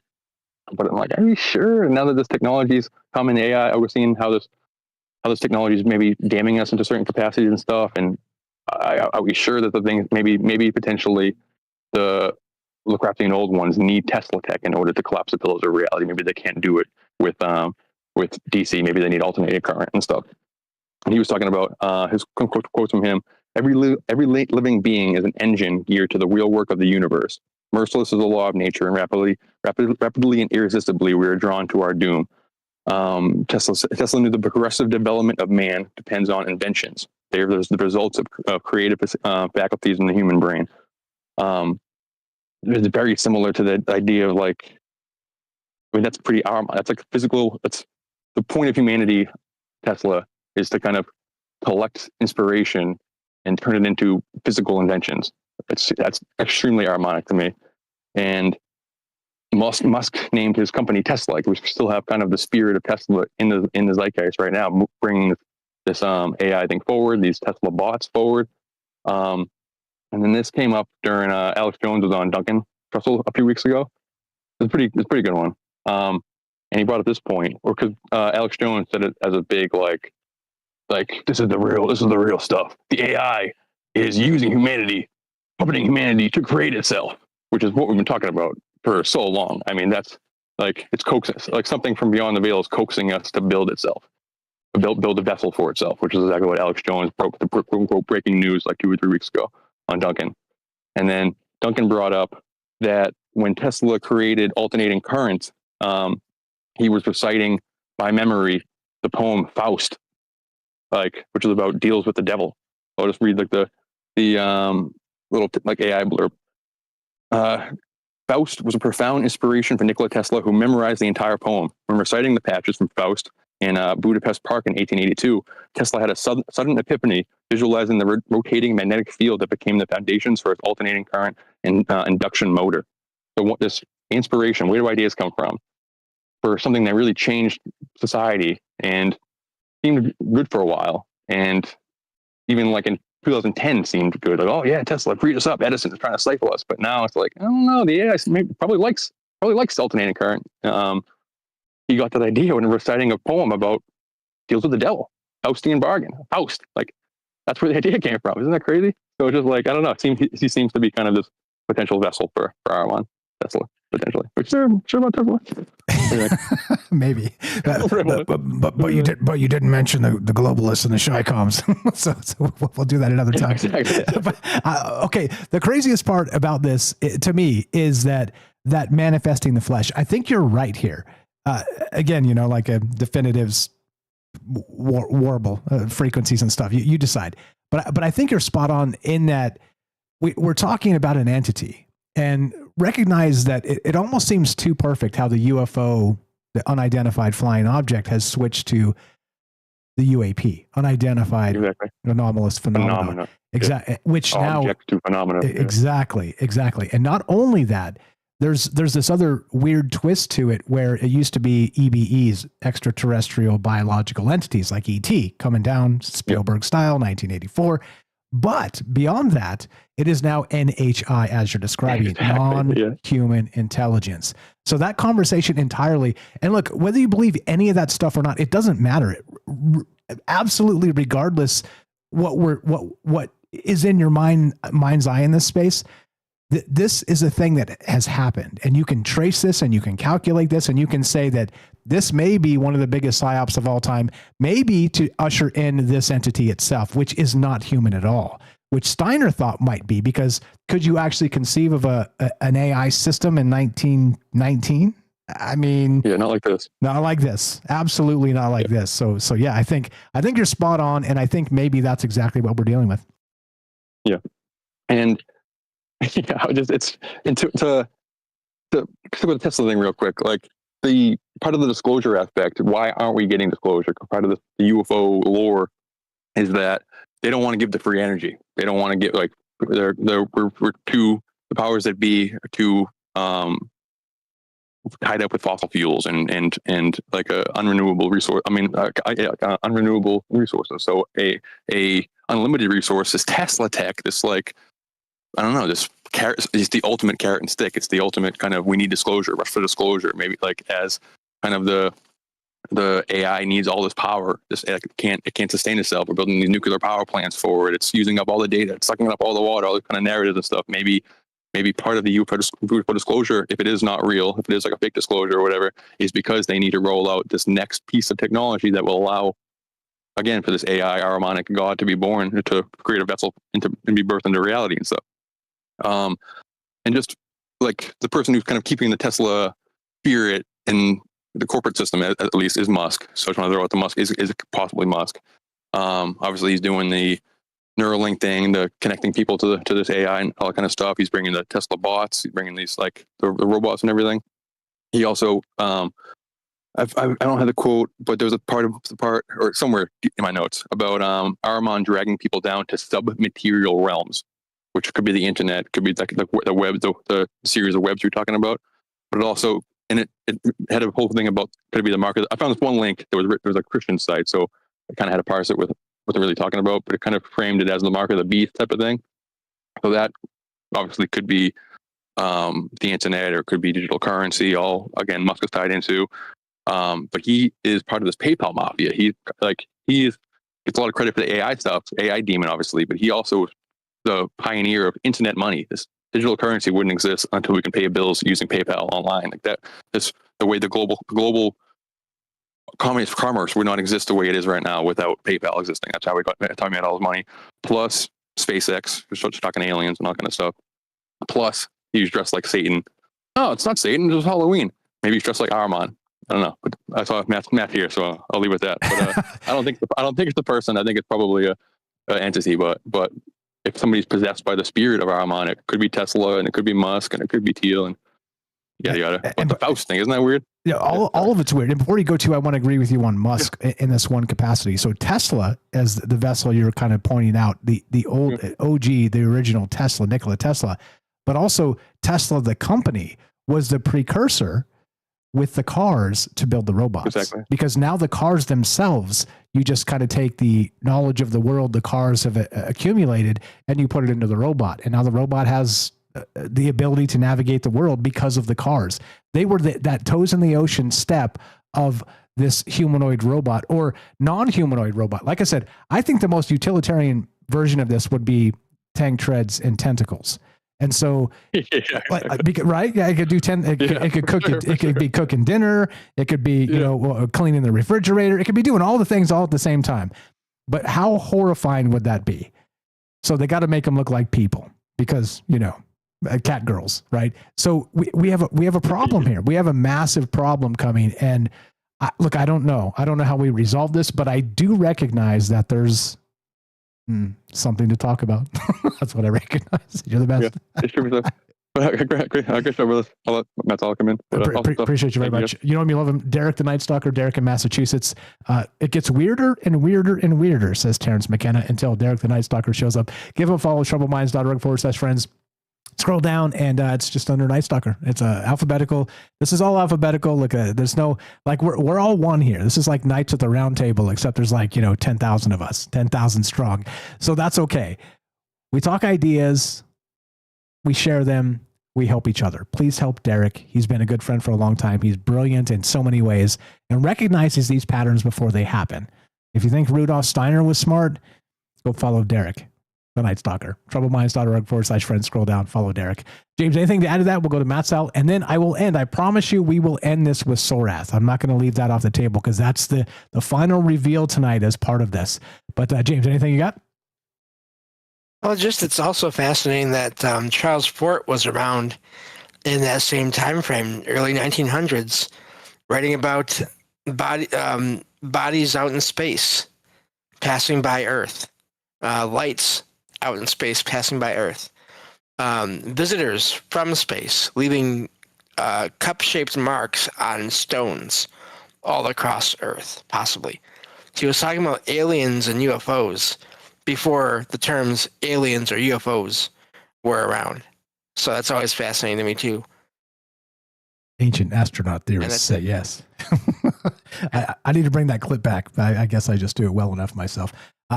Fire stuff, James. And yes, thank you again for being prepared. James read all the stuff, all the material. He was up to date and ready to go and lighting it on fire as usual. You are the best. Salcido Paranormal, SALSIDO paranormal.com. Please give him a follow. You already know, but if you don't know, you're doing something wrong. Please go help our friends. That's the point. Go buy his books. Go support his podcast. Go hang out with him when he's recording the live shows, and go meet the man. He is, like I said, many of the people that are on this show that you hear, I cut them off and stuff because of radio timing and whatnot. So I don't allow them, time to just fully be themselves. You know what I mean? I'm kind of like the ogre, the ogre waving my arms and saying, okay, stop talking. Okay, start talking. The moderator. And in that case, it's not cool. It's not cool. But trust me when I say this, these people are way more incredible, even though when you listen to this, when you listen back to the edited version and stuff, we are fire collectively, greater than the sum of its parts type good. But these people, these individuals are incredible. So please, please, please just help our friends. Matzel, get in here, man. We'll make time for you. And then I'll finish up with the final entity here. You had your hand up. If you got time for us, we got time for you. Sorry about that. You waited a minute, but Matt's Al in California. You've been invited. Accept the invite. Pop on up here and tell me what you think. And let's go. LFG. Let's go. Let's go. Otherwise, I'm going to start on this other part with the final thing. But I'll leave the invite there. And sorry to make you wait with me rambling, but I'm a rambler. Okay. So Sorath was the entity that really led us to this moment, right? This second part of this UFO disclosure aspect of entities, of demons, of J.D. Vance, of backed by Peter Thiel, of Palantir, the reptile. I mean, like I said, that's a whole nother thing all by itself. That's a whole nother thread, but it is worth pointing out. Like I said, if you haven't done it yet, type out Peter Thiel and then, rearrange the letters and get the reptile and then tell me. Just tell me. I think it's a fake name.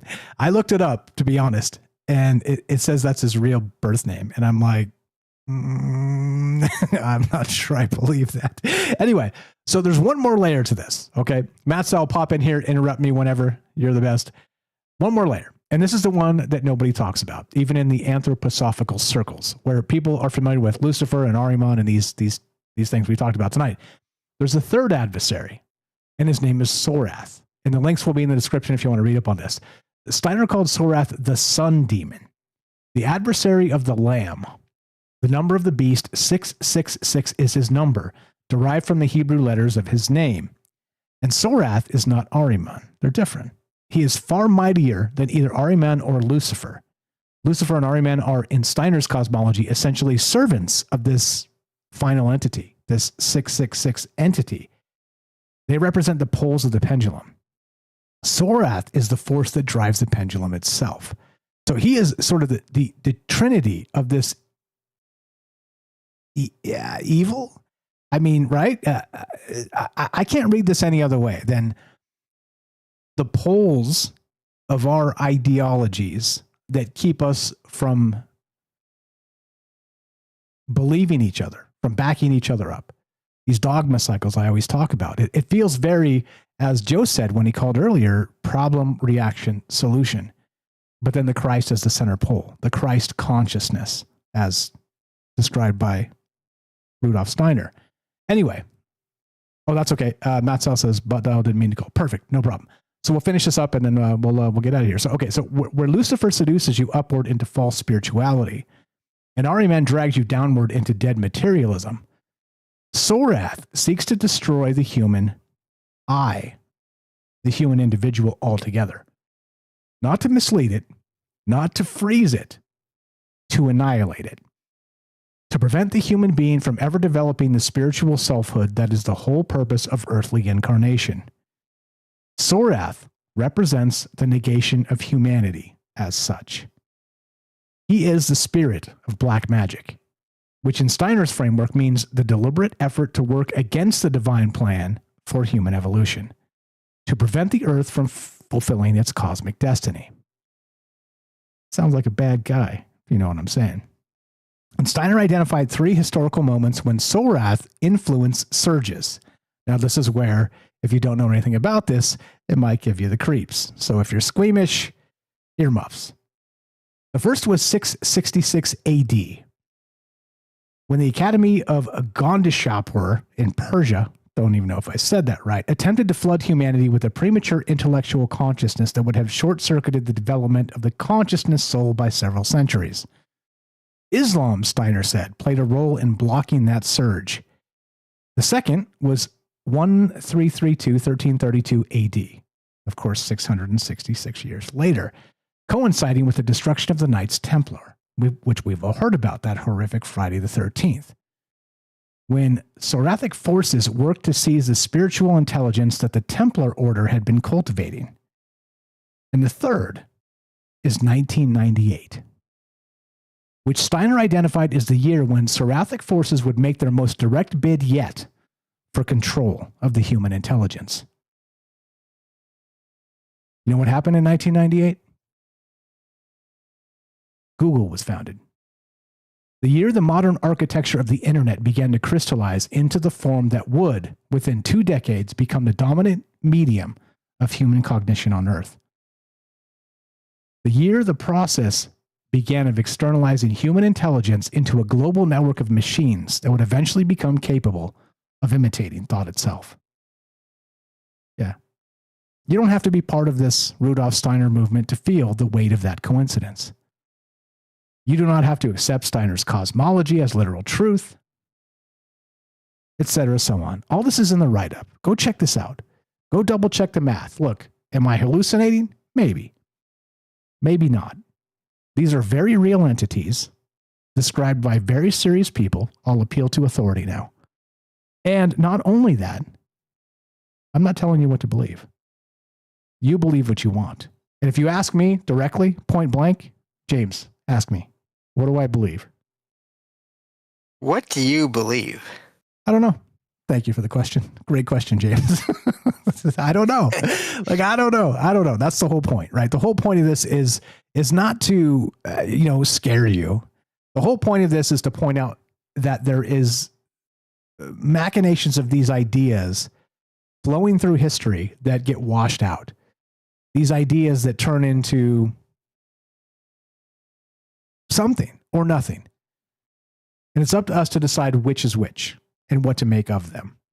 That's all. This is information. That's all this is.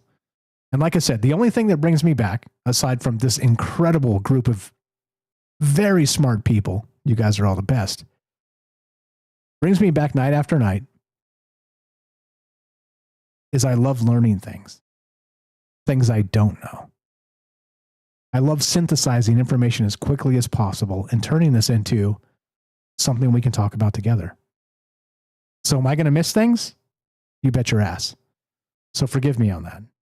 I don't spend my time reading ancient books. I spend my time working to pay the bills during the daytime. So I'm sorry about that. I do my best. But you get the idea here. There's a ton of things happening in the larger conceptual space of ideas that maybe, just maybe, means something a little deeper than we ever dreamed. That's it. James, anything to add? And we'll get out of here. Yeah, just great calls and everything from everyone tonight. I did want to mention just a little bit more about that Stephen King, I guess, connection or I don't know if he ever examined Steiner's work or not. I'd be curious to find that out if he did or he didn't. But in his huge multiversal epic series called The Dark Tower, the main evil forces in that force, really, sort of cosmic evil entity in that universe or the multiverse is either created or was basically co-opted all the major tech companies to serve them, and basically turn them evil over time in that multiverse. So it's just fascinating that we have these sort of parallels here between a framework from one person with the way they were thinking back in early 1900s, and then you have King writing this Dark Tower series, which took him many years to write, that also talks about this technology being a tool, but then it being taken over by not the best, some very bad faith actors, as you would say. So it's really fascinating how these things seem to be connected, or at least appear to be, whether they are or not. Exactly. And so you decide. As usual, look, if we can spot patterns, and don't forget that humans are particularly adept at spotting patterns. It is one of our superpowers inherently with the subconscious, and of course collectively as well. So if you notice a pattern, I would just suggest don't ignore it. That's all. Some of these patterns will return. Some of these patterns are not the Bach tunes of the Mayans. Some of these patterns might return next Tuesday. So if you see them and you recognize them, think about them. Think about the archetypes of who we are and who we should become. That's it, right? It's simple. It's simple to say, it's complicated to do, which boils down troubled minds to what it is. What it is. Maybe nothing. Maybe everything. You decide. That's it. That's it. James, you're the best. Fire stuff as always. Appreciate you very much. You know what to do. Follow our friends. troubledminds.org/friends. Like I said, this show started plural. Troubled Minds, plural. And the dream was to meet an unbelievable group of people that can conceptualize ideas in an abstract space and talk about it coherently. Dream has been achieved. Boom. Don't worry about us. Don't worry about me. Worry about you. Worry about your neighbor. Worry about the people you work with. Worry about the people in your circles. And that is how we make a difference. Like I said, follow James, salsidoparanormal.com, SALSIDO paranormal.com. Go buy his books, right? Do you not appreciate James? You should buy his books. You should go follow him in all the places. You should, like I said, you think I'm getting paid for this?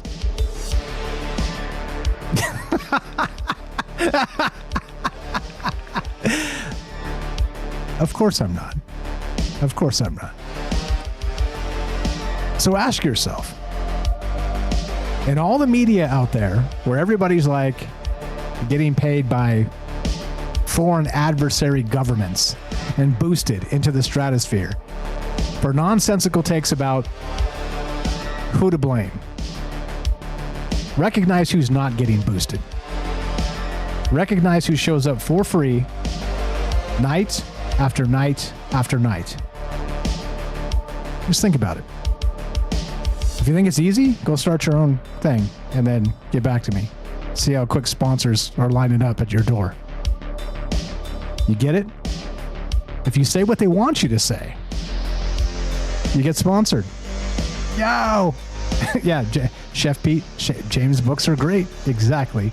Help our friends. That's the point, right? If we don't support each other, what do we got?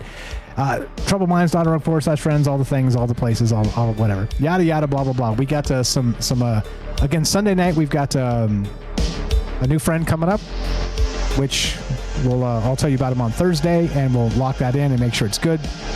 Thursday's open for the time being, as we do, right? Like, I don't know. One show to the next, I kind of follow the inspiration and what the zeitgeist is telling me and run with it, for better or worse. And maybe, just maybe, that's why there's no sponsors lining up at my door. If you want to help us, spread the word. Let people know a conversation's happening, but we're not going to tell you who to vote for. This is not going to devolve into some political nonsensical talk about, raise the taxes. No, lower the taxes. We're not going to do that. We're just not going to do that. Tax the 1%. We're not going to do that. And if you want the Michael Strange political take, fire off all the things and let me know, and I'll do a Michael Strange political side segment. Just to let you know how stupid I think all that is. Anyway, as we finish, shout out Race. Race is hilarious. Love you in the chat. As we finish, it goes exactly like this. This one's for Race on YouTube.